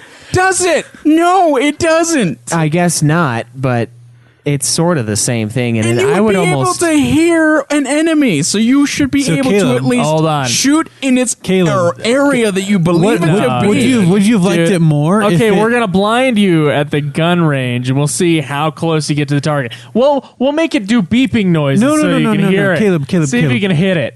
Would you would have be liked able it? to hit it. Bullshit. No, would you like the effect more if it put your accuracy down to 0%? So you still can shoot over there, but you're Yeah, not gonna that's hit what it. I'm going to say is like it's almost a moot point. They're kind of the same thing. It's either I have full range, Well, but no, I'm going to see, miss, or if they get close enough, I can hit them. There's actually a better chance of No, hitting dude, them. because you can't hit it. I was like, there was a part where I was blind and I was touching a fucking pterodactyl thing, and I shot it, and it only did 6 damage because when they're outside your range, it drops the damage like crazy. Right, yeah, you which just- is stupid because if you still manage to hit the Yeah. enemy with the gun, it should still do the Well, no, amount It's of not damage. realistic. I don't think but it's- it's a challenge aspect of the game. I think it's understand fine. that, but I I think would argue it would it have is been realistic. better if it had a miss thing. If you're where, using like, a pistol, those things aren't accurate. We all were at the range. Like, fuck, dude. There's The already- target's like, just there's aim center already- mass and you'll the kill it. game but already has you won't a hit the thing fucking where- eye. The game already has a thing where it's like,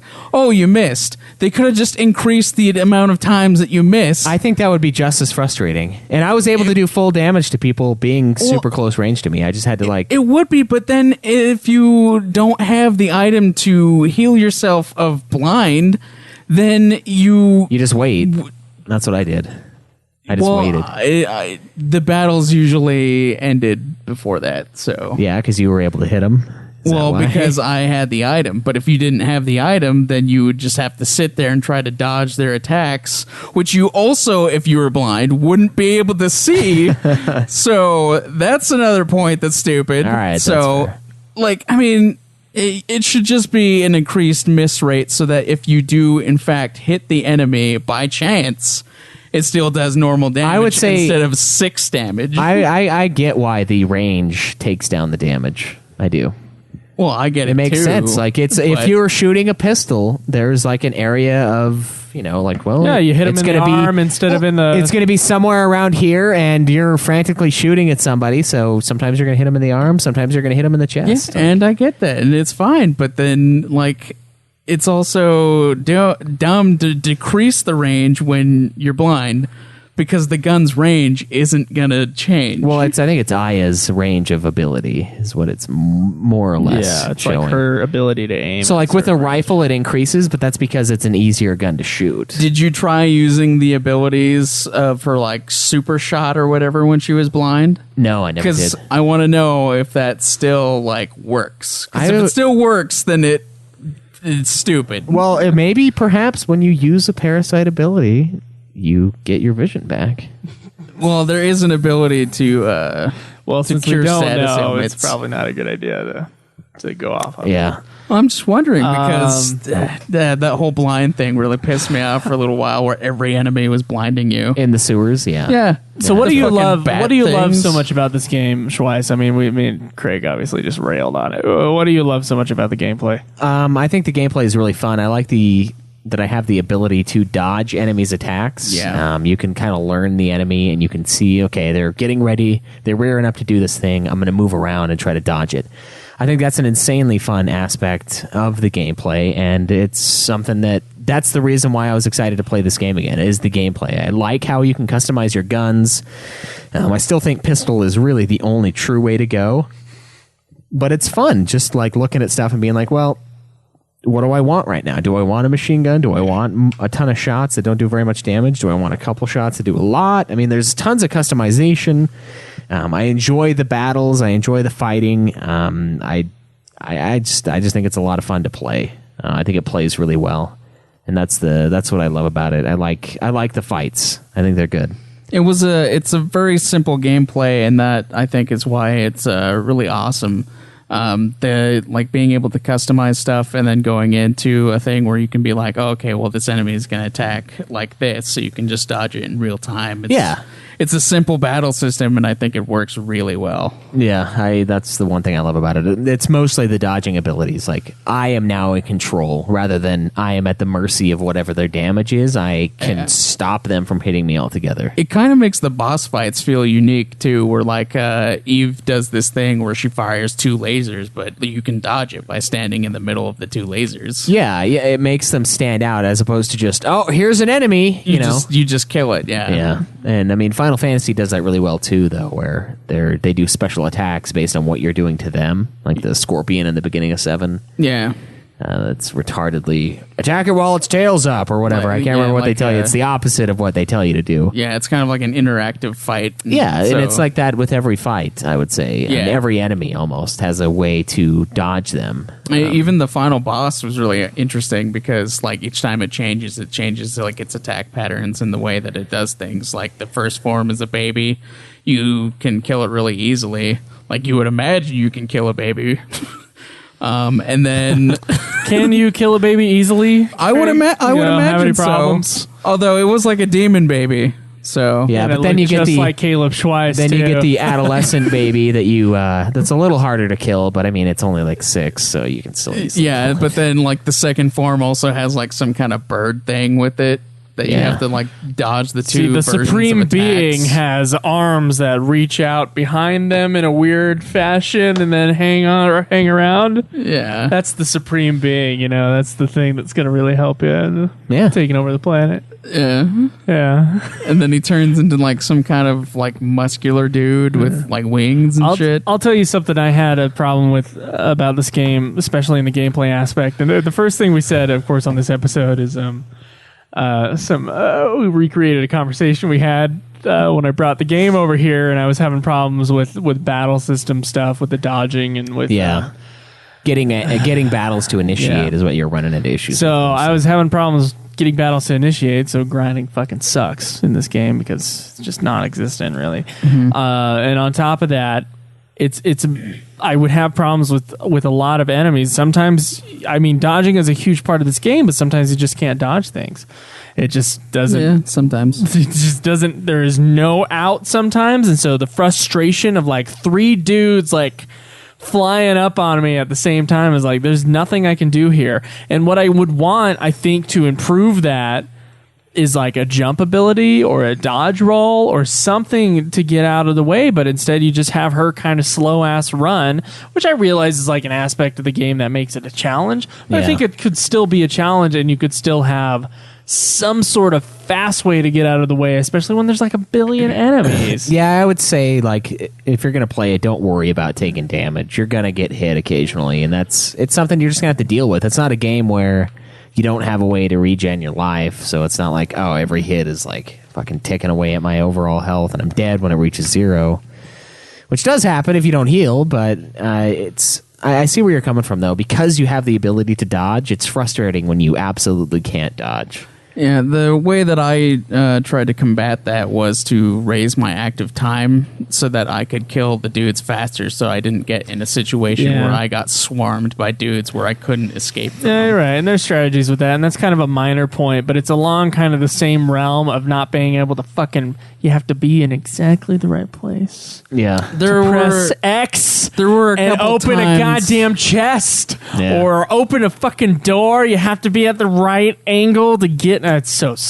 What is that called? Object something, right? It's object. What is that called, dude? Object something. Anyway, I don't know. whatever the official term is for like your ability to touch things in the game fucking sucks in this game. It's awful as far as like working with things on the map, or if there's like an item as part of the puzzle of opening the areas up, it's like you have to be facing it in exactly the right position. Yeah. And press X at exactly the right time. I didn't have really any problems with that. There were a couple doors that did annoy me at first, but I didn't have any problems as far as like grabbing items or And opening this chests. coming off of Final Fantasy 15, which has these same fucking problems. Yeah. Well, it's just Final like Fantasy compounding 15 the has the rage. problem of you jump 1,000 times before you can open anything. Instead, you can just press X 1,000 times and nothing will happen. You're right. Yeah. I kind of prefer the nothing worse. thing because at least then I don't have to watch his fucking animation of him just just jumping all fucking day. I realized to audience listeners, it sounds like Caleb just had an orgasm. Yeah. So. He did, though. Yeah, I did. Yeah. Oh, I just wanted to explain. Now I'm gonna take a nap. So that's what you do. Yeah, I don't know. I'm kind of lukewarm towards the gameplay myself. I certainly thought fighting random battles was kind of fun, but sometimes they were just some of the bosses were too bullshit, and then there's so many design problems outside of the actual fights that I have serious issues with. All right, what are you gonna give it then out of 10 for gameplay? For gameplay, I'm going to give it a 6 out of 10.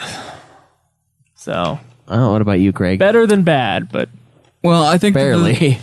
It's fresh. on Rotten Tomatoes. mediocre. mediocre. Yeah. Okay. I do think that the game does a pretty good job of keeping you around the level that you need to beat the game. Joe and I both ended Unless you're a bitch. Joe and I both ended the game at level 35, even though he did cheat. Hey, what level did you end up being, Caleb? I don't remember. I was probably around there. I didn't go grind, so Around 35, y'all, because like that seems to be the sweet spot. Just like when you beat, like when you're done with the game. Like I didn't do Unless any you don't extra- have the M8000. or if you backtrack a lot because you get lost, like me. I didn't You probably a do little higher any level. really extra grinding, and I got through the areas that you said were kind of mindfucky, like the sewer. Where it was like you said it was like the Tomb of the King or whatever. It is, Eight. but it's you just have to make a map in your mind, which is weird that I do it for this game, but I just like refuse for Final Eight. Fantasy 11. I'm just Or- like, nope, not gonna do it. Not gonna fucking remember. The scale of FF11 versus this. That's true. Yeah, this one I'm like, it's like there's like 30 rooms and I could do it. With the 11, it's like okay, there's like but there's 600 small rooms. in this one dungeon. 11 is always huge. That's with true, everything, yeah, so that's true. I disagree. I think You think maybe I'm just I think that's it's just easier, and that's why I was able to I do think it. memorizing an 11 map is a Crenitol core. is we'll call it. madness. It's It is, madness. yeah. I really enjoy the gameplay. I think that it suffers more from maybe the design of the levels than the actual gameplay itself. Because there are some times where like you'll be in a tight space and you can't really dodge anything, like Joe's problem. Like that's one of the reasons why I died to like that alligator boss in the first part of the sewer, is because like there was not a lot of space to move around, and he'd run at you and do a ton of damage, and then he'll blast you with like a giant laser. Yeah. And I think it's because of the small spaces with the ability to move around, it makes it kind of irritating. Yeah. Yeah, I agree. So I think the that would be more of a design problem than the problem of a gameplay. No, I think the corridor is part of the challenge with the game. I think that's gameplay. Well, no, because there's a section where you're in the carriage fighting Eve, and that's a very small space. And then there's a few like giant open spaces. It depends. Yeah, on I know. I think the the boss. layout. I think the part of the challenge with the boss fight is the layout of the. I would say area. they both it crosses over. They both. I don't think that's an art design thing. I don't think the art designer was like, "This is the space I have for the boss fight, so it has to go there." I don't think that's true at all. I think they chose that for gameplay. You think they intentionally Absolutely. made the space? Absolutely, for your dodging and for how the enemy's going to attack you. Absolutely, I think the space is part of it, especially in that boss fight that you're talking about. Space, yeah. I guess that's fair, and I mean, design is supposed to be aesthetic. Design is not just like art, actual layout. aesthetic, yeah. And there are parts where well, you've that's got part of gameplay, man. you've got a room where you need to get in between two very small objects. And like you have to like weave through, and you can't get over them. Like you can't step your foot over this tiny little fucking thing, and it's like Jesus Christ. I would say that's totally gameplay. Yeah. Like the weird knock-ups, the weird like, oh, I can't tell because the camera is fucking down this hallway and the door looks like an asshole, and I can't tell exactly where I am depth-wise because there is no fucking depth. That's gameplay. Collision. Collision's the fucking word I was looking for forever. Object collision? Yeah. Yeah. Collision. There's a lot of collision, yeah. Collision It's problems bad. with this game. That's what At I'm times. talking about. yeah, I really didn't have any problems with that. In like, the at all. beginning, it's the worst, I would say. That's a gameplay aspect. That's Yeah. a programming aspect. Well, it's not an art okay, aspect. so with the design, it would probably be a crossover then, because they do design. They have to have the design for the area, and then they're like, okay, but this is where the battle will take place. This is a inside. pre-rendered background. They drew the thing before the programming guys put the area that you're allowed to walk in. Yeah, which would mean that it's a design problem. Because they designed it first, and then they're like, okay, we only have this limited space to work in. I almost think we so should there call you go. the design section just art and not call it design, because then that makes it a mix-up between gameplay and design. I guess they could. I honestly would argue that you can dock it in both. You can dock it in whichever section you wish to dock it, I guess, if you're going to dock it. I would say in that case, it almost does encompass both. But I would say more on the gameplay side, just because it's a control thing. It's not. It's they drew the chair that's in your fucking way, but the chair is in your way, and you're trying to walk Yeah. around it. So it's I have to Well, agree. the gameplay by itself, like the battle system by itself, is really good. But that's not Like, the only it's- aspect of gameplay. yeah, It's not. true. It's not the only aspect of the gameplay, but it is getting fucked by the design. Yeah, but So it's kind of hard for that. But I will have to. hard for it. I really enjoy the battle system for the game, but I think that I'd have to give it an 8. Okay. I really enjoyed it, and I'm going to go ahead and give it a pretty high score. I'm gonna give it a 9. The 2 points. But I'm The gonna 2 give it- points are there because there are some flaws in parts of the gameplay. Okay. I agree. Like limited tools and things, in the fact that you can't buy anything. I would have enjoyed being able to buy tools for that's part of the challenge. or though, is trading, they're limited. or at least Having a trading save in point junk for middle of a tools. Goddamn cutscene. Like the fact that the Fuck that. only use for the junk is to give 300 of them to the guy for a gun you might not get because the junk is kind of rare. You can grind junk. There's You certain can enemies grind that- junk, but you'd also grind levels, so there'd be like no point to getting the gun because not you'd be true. really strong Grind junk anyway. all the time. Get it, grind that shit. That's right. It's hog. It's about the hog. You can grind a lot of junk in the Chrysler Building, apparently. All right, So, so, Well, still, I'm going to give seems gameplay pointless. a 9. And the only reason why it doesn't get a 10 out of 10 is the collision. There are some problems. And in the beginning, I was getting quite frustrated with it because, like, the hall, like, it does a bad job at depth perception in that very first hallway because I'm like trying to walk into the door and you just have to walk at the door, which I didn't know at first. I was trying to press X and then it's like, what the fuck? What's going on? You just walk into it, but you can't really tell where the fucking wall is. Like, I'm like, there's Aya and then there's the fucking wall. And like, I can't do it. I can't. And so it's frustrating. And then you run into, there's like little things on the floor that you can't fucking walk over. And I'm like, God, I need to get to this chest, but there's this fucking wire. And like, God, just walk over it. Lift your fucking feet up. Like, God, how many pairs of shoes does this bitch go through? She can't fucking lift her feet. She runs like super slow. I don't know. Dude, She, I like, don't moonwalk remember runs. She's any moonwalk kind of run, problems with that. Are you At serious? all. I didn't run into any kind I think of it was collision the problem. laboratory. Like there was a thing I was trying to get to, and it was like I had to fucking walk around and like The laboratory in the hospital? yeah. I didn't have any problems. Well, there's issues with it. I'd say there's issues with things being in your way, and in the beginning where you're in the like trying to get in between the dead fucking clown motherfuck and like some other thing to grab an item. It's like this clown is like the ultimate obtrusion. He's just in your way forever, and it's clunky. It's almost like tank controls, but she's like, I don't know, Shallow Hal, where she's really big, but you see her as really skinny, so she bumps into shit. And it's like it's odd.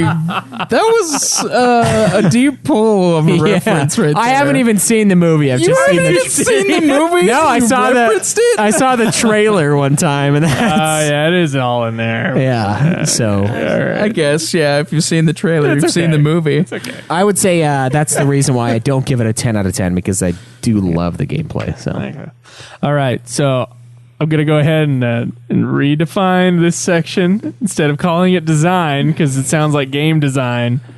And it sounds like there's an overlap, but there really isn't. This is art and graphics.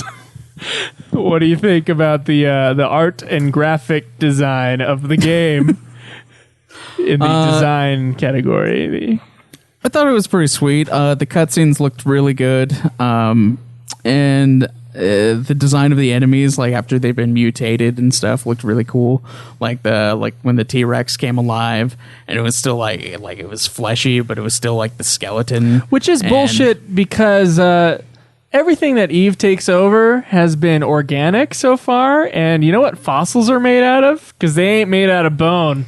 They're made out of stone. They're made out of rock Yeah, and minerals. So all the organic material has gone away and has been replaced by rock. In case anybody wants to know, a fucking fossil is not a bone. It is not a bone. And so, like, her taking it over was, like, something that really, like, I don't know, it bugged me. I was like, she took over dinosaurs, and that doesn't even make sense. And you know what? The likelihood is those are just cast models. They're not actual bone. I don't necessarily think she took it over. I think she more like made it move. But with why the not like take goo. over? Why not have the Empire State Building just sprout legs? That would do a lot more damage than fucking. Wait, it's too heavy. You can't do that. Because I wouldn't be able to fight the Empire State Building, Joe. She could fight a dinosaur. all right, so here's why. Tremendous. Yeah, here's why I think the bones work. The Eve stuff, she only has been able to like take control of things that are on like a cellular level, so they are life. And dinosaur bones are rock. We know that they're fossils. But what she's doing is she's creating the flesh around the bones / rock and using that to make them. Well, move. that's what I said. It's like she's is that what you said? I Okay, said well, she I was was making it pissing, move so. with the goo. So. Yeah, the goo became the body 'cause, like, that moves the skeleton. I think it's going to do a lot function. more damage if you just fucking take a car and ram it into someone. Well, in the game, she made the goo become a giant being, and then it like shrunk to become the ultimate being. Yeah. all It was of that giant every thing that was other walking thing through the city. has been organic so far, except for the goddamn dinosaurs in the natural history. She's getting better. She grinded. No, she's just mutating the other ground- creatures. She was Ground out just some using levels, dinosaur yeah. bones as a frame for her goo. That's yeah, all. It was that's just. what It was just. She's a- like, you know what? It's Would internal scare the scaffolding. piss out of this Yeah. bitch? Fucking T-Rex. That's gonna scare the piss out of her. You know, I feel like the Triceratops fight right before was a little harder than the T-Rex fight. Yeah, the T-Rex fight like seemed like I was like, oh fuck, but it was really easy. It was kind of a scary moment because like the fucking Triceratops like pushes you out of the window, you fucking fall, and then all of a sudden you see the T-Rex like a floor up, and then it jumps down to fight you. Yeah, I gotta say though, I think the museum is my favorite part of the game, and it's because of the art design. It's because there's fucking dinosaurs. Like, it's awesome. Yeah, it's just fucking like sweet. The little quizzes that were in there to get items. Yeah. I thought that was pretty I sweet tore too. that shit up. I'm like, I got this. I don't think I failed a If it's single one. mitochondria on the list, it's the winner. Just keep that in mind. Get those seed quizzes. Essentially, what it is. Oh yeah, gotta get your seed level up. Yeah, hell yeah! I got to get my count. My sperm count is what it is in 8. Get your seed level up. I thought this game looked. I guess for the time, it looked. I thought like the design, the horror elements of it were good. I think practically though, there were a lot of things you couldn't see in the game, so I felt like they designed it a little too dark. And I had like my brightness up on my television. It's not like there was a problem there. And I realized it was like part of the game. Like, ooh, there might be a thing in this dark spot. Yeah. But I kind of had a problem with that. I don't think that it stands up to a game that came out a couple months later, which was Final Fantasy VIII, which by far has like twice as many pixels per square inch. It just looks better. Well, it was bigger in scale. I know that too, but I don't think it holds up to that as well. So I would say that this is kind of middle ground Square Enix as far as graphics are concerned, and also like the cutscenes. They weren't given as much care as once again Final Fantasy VIII that just came after it, and well, it was more like a side thing. They're not going to put as much effort into a side thing as they are into like their main series. But even then, like I feel like the cutscenes in FF7 were better done. It was about a year after for 8. That's about a year after. Yeah, just under a year. So a few months later, like I said. Okay. Either way, I don't know. Like I thought it was good looking for the time, I guess, but I don't think it was great looking for the time. And but a lot of the horror elements I thought were cool. I enjoyed the horror elements. I really like the design of the enemies. The enemy design stuff like that is pretty a good. lot. Yeah. Like True Hooks in the chat says Inside Out Rats. Like that kind of shit was really cool. Oh yeah, when the fucking rat transformed the first time. Splits. Yeah, that was pretty messed up. It was awesome. I don't know. I think the cutscenes, the way they handled the dark story, I thought all of that was really good. I enjoyed just seeing like the awesome opera scene in the beginning where everybody catches fire, and then and then the one later where they turn into the mass. Like it's crazy. Like it's just this whole group of people just fucking liquefied. And then it's super dark, and I always that's one of the other things I really liked about the game is just the way everything looks, because I think the cutscenes look fantastic. I think they outdo 7's personally, except for maybe the end game stuff in 7. I think the human animation is not as good in Parasite Eve. It's not very good in Final Fantasy 7. It's not great in 7, but I think there's a lot more. Cameron was talking about you can't see anybody's emotion on the thing. It's like things are blown up and she just like I thought the actress who was singing, I thought she looked kind of like a rudimentary shapes sort of thing, and I think there were better cutscenes at the time. I don't think it's far and away like better. I don't totally think it is way better than 7's cutscenes. I think if you look at Rocket Town looks like shit, dude. When they're like trying to take off and like the rocket like just comes back down. I'm thinking like the final cutscene in 7, or like when he's putting the materia into the thing. I think those are better looking cutscenes in almost every aspect. I don't know. I think they're just about as lifeless. From what I'm recalling. So. I mean, you have more emotion because the characters are more fleshed out outside of the cutscenes. They do also actually move their face. That's true, yeah. Not the best, but I thought the way the game was designed was pretty awesome. I don't know. Yeah, its style was it worked really well. All right, what do you give it for graphics and art design? I'd give it another 8. Give it another 8? Nope, wrong one. Okay. Shit. I'll go 9 again. Go 9. That looked pretty good. I'm gonna go ahead and give it an 8 as well. I thought it was pretty good, but I don't think it holds up a candle to the other big Square Enix games. No, maybe not. It is more of a side game, sort of. I mean, it had big names attached to it, as we saw in the trailer. I mean, this is a game they obviously had some importance on. It's not just a throwaway side game. So, all right, sound and music. No voice acting in this game. There's some pretty rudimentary kind of footstep noises and gunshot noises and all that other stuff. Yeah. I don't know. I think sound is pretty simple, pretty standard. What about the music? What do you guys think of the music? I kind of like the music. There are some creepy parts where that were enhanced by the music and stuff. There were some weird soundtracks for the game, but I think everything pretty much worked pretty well. Like the fact that they even had footsteps and the gunshots sound like they should. So there's not really much you could do with gunshots. Yeah. So I think I would give it an 8. All right. I think the soundtrack was great in this game. I know it does reek of 90s, and it almost seems like B-side tracks for X-Files music, which is exactly what I said for the main theme for Metroid Prime. And the theme that's playing in the police station, that thing reminds me of porno music. Every time I hear it, I just imagine some dude with a mega schlong just pounding away. That's just that's just what the locker room is for. That's what the locker room is absolutely for. And I think all the or the rest of the sounds, like the enemies ripping in half and shit like that, all really works as well. So, let's see, what did you give it? You gave it an 8, Craig, for sound? Yeah. Mm-hmm. I think I'll give it an 8 as well. I think it works. There's some stuff that's atmospheric, and there's some areas that I don't really remember the music in, and that's normally not the best sign. So, yeah. What about you? Irritating host, Joe.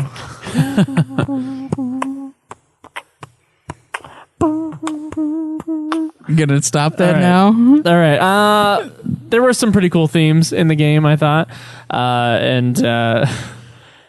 there was nothing annoying, which is sort of sometimes a problem with Square Enix games. There's always some fucking annoying track. Yeah. But that wasn't the case with this game, and I haven't yet come across a track by this composer that is that case. So that's something that I like in her work. There was. I don't know. I thought it was good. I thought it worked just fine. I think my problems would probably be with the rest of the sound. It's just really standard fare for Square Enix sound work. I swear they took the bleeps right out of the Final Fantasy games as well, in the menu. Bling, bling, bling, bling, bling. I don't know. I thought it was fine. I'll just give it a 10 out of 10 because I have no problems with it whatsoever. So I don't know. I guess it is sort of like a background ambiance sort of soundtrack. Yeah. Besides when the opera singer shows up, and then she of course has her theme, which is I think a pretty cool theme. Yeah. I don't know why there's still opera music going on. Is she singing everything to you when she's talking to you? Yeah, that's what I wanted to say. As she's fighting you, as everything's happening, she's just singing the whole time. Well, she's still an opera singer. She's still exactly. her job. She did her own theme music while she's a kicking her workaholic. ass. Yeah, that's the sign of a good villain is that they would do their own music. All right. There you go. Yeah. Yeah. I'll give it a 9. Give it a 9? Worked pretty well. Yeah. Now, replayability. The final round on this review. Will you ever replay this game? I know one of us already has played this game. 10 out of 10. Out of 10, what would you give replayability? I think I'm going to give replayability a 6. Oh, I'm probably going to replay it, but That's honestly, lower than I thought. there's not really that much of a reason to replay it. The New canon Game ending. Plus. Yeah, the canon ending's the reason to replay it. Yeah, but the dungeon, I know, is a 70-floor random layout piece of garbage. It calls for you, calls for the Schweiss. There's not really there's apparently it's kind of like Tomb of the Unknown King as well, where it's just you just walk and then you find the elevator, go up a floor, and you it's just random, and I think it's excessive sounding. I might replay this game again just to do the Chrysler Building, but that's really the only draw to going back is to get that canon ending, and I don't think the draw is really that strong with this game. Surprisingly, I mean, I have played it twice, but I don't know if that's really enough to warrant a second playthrough on a game. And to kill Mr. Krabs.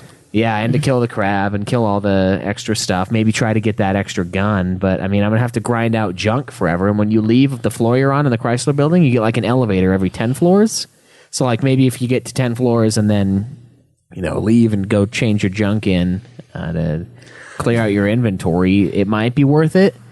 But the story's only like, it took me 8 hours to beat this thing this time. There's not like a huge pull to like bring me back in, other than maybe the gameplay, which I do love that I would be getting a lot of in that dungeon. So replayability is a little lower for me, just because it's not one of those games that I finish and I like wanted to start again like right away. I do regret not doing the New Game Plus during this playthrough to get the Chrysler Building and the canon ending, but I don't know. It'll be a long time before I really go back and knock that out, I think, which is unfortunate, but it's a product of the short linearity of the gameplay, I would say. I think I'm going to give it a 7. I think the idea of doing a New Game Plus, starting over with like all my bonus, because like when you beat the game, you get a shit ton of bonus points. Yeah. And I want to use those bonus points to further increase my active time. I want to see if I can get it to the point where I become a god and like never have a space where I'm not having a turn. Yeah, because that would be cool. The idea of that would be amazing, and it doesn't seem like there's a cap. So, because I'm already at like a turn every 2 seconds with being at 50, so just increasing that would be amazing. And then I really enjoyed the experience of playing with the gameplay, like the battle system and stuff. That was it's kind of a unique experience. Because you don't really see that in many other games, or really any other games outside of, I think the only game that I've played that has a similar sort of feeling battle system would be like a random RPG called The Resonance of Fate. So, like outside of that, you can't really experience a battle system like this. It's pretty unique, so I enjoy that, and so I think that's why I'd give it a 7 for the gameplay. All right, that's fair. The replayability. All right. So for me, this is kind of how I look at this game. If I had not been hellbent on reviewing this game, I wouldn't have taken that other guy's save, and I would have leveled up a lot more before I went on. What happens after level 37, I guess, because there's a huge amount of XP that goes into the next level, but after level 37, every level after that is apparently only 4,000 XP to level up, all the way to 99. Yeah, which sounds shitty, but in a way, it's sort of genius. Actually, I think that's a really smart aspect of leveling up, because it's like, okay, this is kind of where you need to be to beat the game, and so all the challenge is going to be here, but if you want to go that extra mile, we're not going to make you like go crazy, since the museum is apparently the best place to level up, and it's like sometimes there's 4-minute gaps. There's some between enemies that give you like 2,000. So sometimes there's 4-minute gaps between enemies. Like 2 enemies to level up, so that's pretty good. But then also the amount of time in between. We timed it, dude. It was bad fucking sometimes, bad. Yeah. So, and I think that's a smart aspect of the game. There is a 70-floor dungeon. I probably will never play this game again. And usually I base my replayability score upon like my % chance that I would ever touch this game again. But I think for me, it's like if I had more time, I would have done a little bit more with this game, and there are more things to do in this game, so I'm not going to dock it on replayability. I think 7 out of 10 as far as replayability is concerned. A lot of the problems though with replayability with this game, where the 3 points are docked, is that the story is just not interesting enough for me to want to replay it again. Like there's nothing pulling me towards it, so it would just be for the hog status.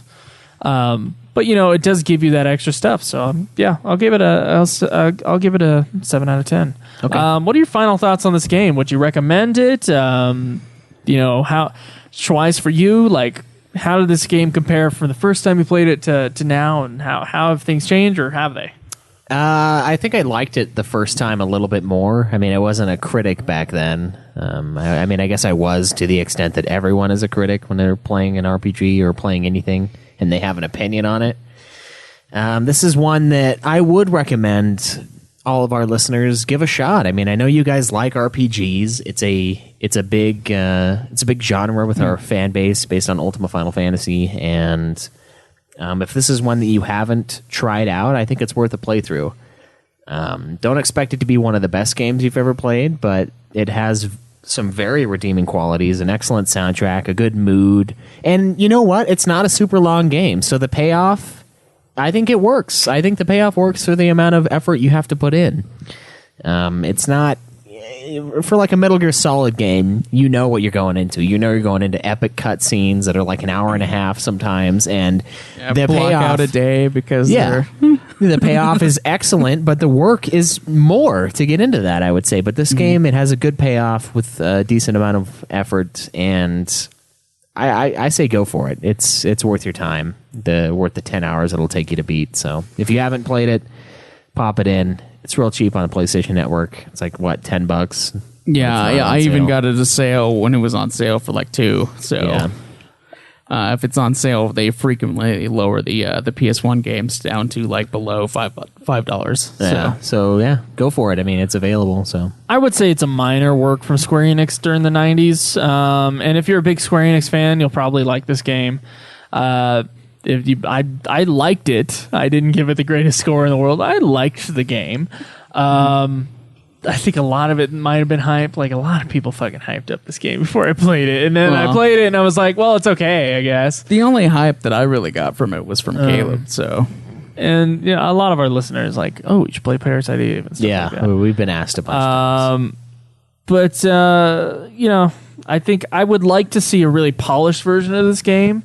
Unfortunately, I've only heard bad things about its sequels. So, the 10 minutes that I played of Parasite Eve 2 are. Jake I says have nightmares still. Jake says 3's story is atrocious, but the gameplay is really, really solid. So I'm excited to get to that eventually. Okay. Someday can. Anyway, Well, I would definitely recommend that people play this game, if only to experience the battle system. Like, it's a unique feeling game. The ability to dodge and like shoot and like while having a familiar sense of the active time thing, like from Final Fantasy, is it makes it an experience that I would say it's definitely worth at least one playthrough. okay. All right. Well, ladies and gentlemen, the official Nude Clan score for Parasite Eve. Actually, let me add up the old ones. So for story, I gave it 4. Schweiss gave it 7. Craig gave it 6. Gameplay, I gave it 6. Kaleb gave it 9. And then Craig gave it 8. Art design, I gave it 8. Schweiss gave it 9. Craig gave it 8. Sound and music, I gave it 10. Schweiss gave it 9. Craig gave it 8. Replayability, I gave it 7. Schweiss gave it 6. And Craig gave it 7. The Nude Clan score 75 out of 100. And if we included Kaleb Craig's score, it would still be 75 out of 100. It'd be 74.6 rounded up. Wow, so, nice. So, I think genuinely pretty good game. Yeah. Yeah. Metacritic has it as an 81 right now. And the game was a success. I mean, it sold almost 2 million copies. And in a 2000 poll by Famitsu readers, the most esteemed readers of all, ranked this as the number 16 game on PlayStation of all time.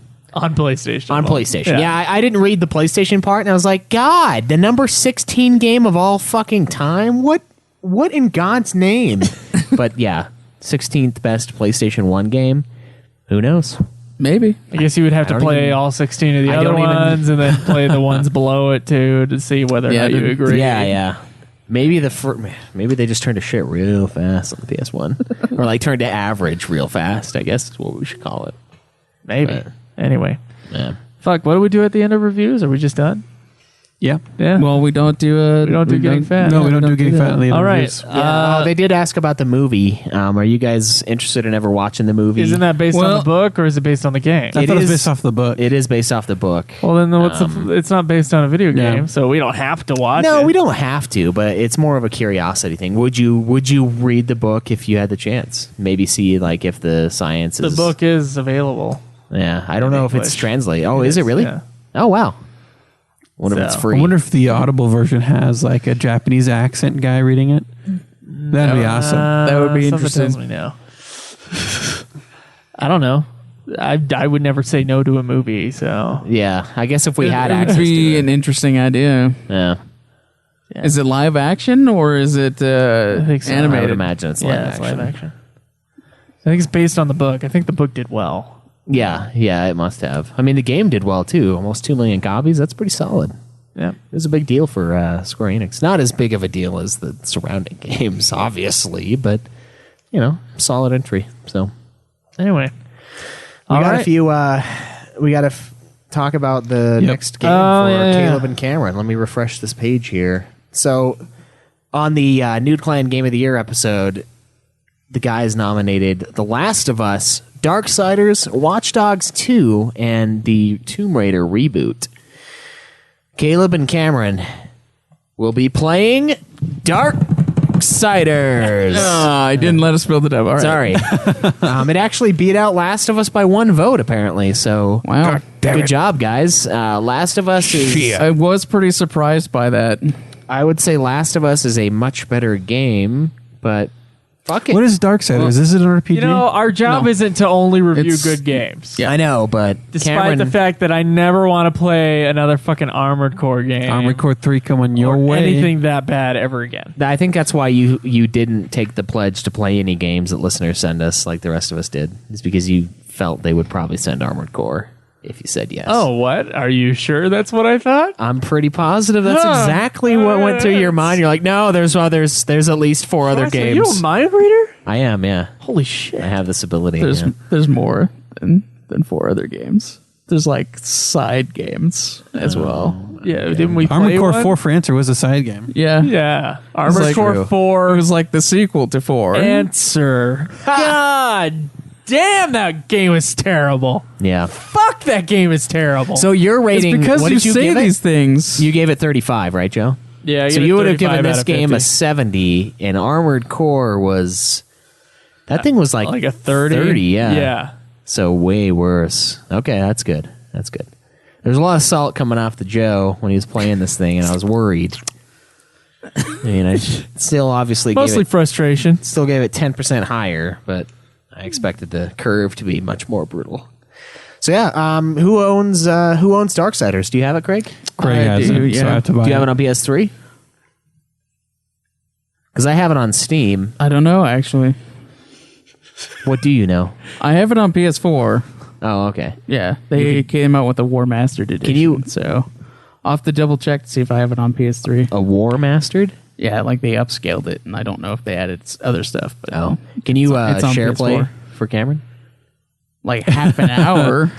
Oh. Yeah, it only lets you play it for like half an hour. Well, what you and could I do- don't know if it's per game or You like, could what- set what, up the deal his is. PS4 as your secondary, and then he can just download it, and then you play it. No, I already got. Oh, that I going. know what Darksiders is. Got I that almost going got with it who? once. My brother. Oh, okay. Yeah. Fuck you. How dare you? How dare you do it for your brother, but not the clan? I told you guys you could do it with each other. I mean, You don't get to decide who I do it with, Caleb. yes, I do. That is my decision. No, it's mine. Do we know if we have nominees this week? No, I don't For you think guys? we do. You and I are just going to play Yeah, that. you guys were gonna do Tales Yeah, of though, we're Zestiria. also early on. So is there another one yet? We should probably check that real quick. But before we get to that, let's do some plugs. We forgot to do the plugs. Yeah. You can go to facebook.com/Nude Clan Podcast. That's nude spelled NEWD. You can also go to twitch.tv/Nude Clan Gaming, where we are now, because we hit our Patreon goal, streaming the episodes live. including this Woo! one. Yay! That's why you've gotten a whole bunch of fucking random hog noises throughout the Yeah. episode. Yeah, I kind of like that, but I subscribe. kind of hate it. So I might not. ever do Make it. up your mind. Anyway, guys, thank you for getting us that Patreon goal. If you want to support us, just go to nudeclan.net. There's a Patreon button there. There's also an Amazon button if you want to click through that and bookmark that as your new Amazon link. Everything that you buy will give us it'll give us a small kickback, won't cost you anything. And there's also PayPal if you want to donate to the show that way. You can tweet me at Joseph Gillier. Me at Obsidian Bar. Me at Nude Clan Cam. And me at UFF Podcast. And yeah, everything and more can be found at nudeclan.net. Join the forums, ask us questions for the week, and give us your response, feedback on the episodes, everything like that. Yeah, eventually we'll have exclusive content with the drunk commentaries that we plan on doing. Haven't yet. Unfortunately, we thought of the idea after we sent off a couple fucking movies, so we had to deal with that too. Speaking of movies, next week we're going to be doing a review. Next week, I mean tomorrow, when we fucking get back from watching it, a review of Assassin's Creed. So Yes, because Look Joe won the forward- competition. I'm excited for my free movie ticket. yeah, Fuck yeah. I'm kind of Yeah. depressed that I have to pay for it like 1.3 times, but fuck it. We also have to drive like 40 minutes to actually get to a theater that's still playing this motherfucker. Yeah, so we it's- should have watched it a couple weeks ago. Yeah, we should have. Yeah. We don't have any nominees this week because the next time we're doing a review after Joe and I's game, it's a quad movie. 7 weeks away. Is that a quad movie? Let's see, we got... Just making sure, because it's not 4 anymore. It's 7. It's 8 weeks away is the movie. Oh, okay. So we're it good. is an honor. Okay. And then the next one is going to be me and Craig, so all right, we'll have so to come up with that next week. Yep. next week we'll have nominees for the next thing. Yeah. All right, cool. Yeah, so All look right. forward to that shit, and That must be it. yeah. Anyway, guys, tell us your thoughts on Parasite Eve. Tell us what you thought of the review. We'll see you guys next week. Enjoy the nude. May the list go on. live always in the nude. Fuck off.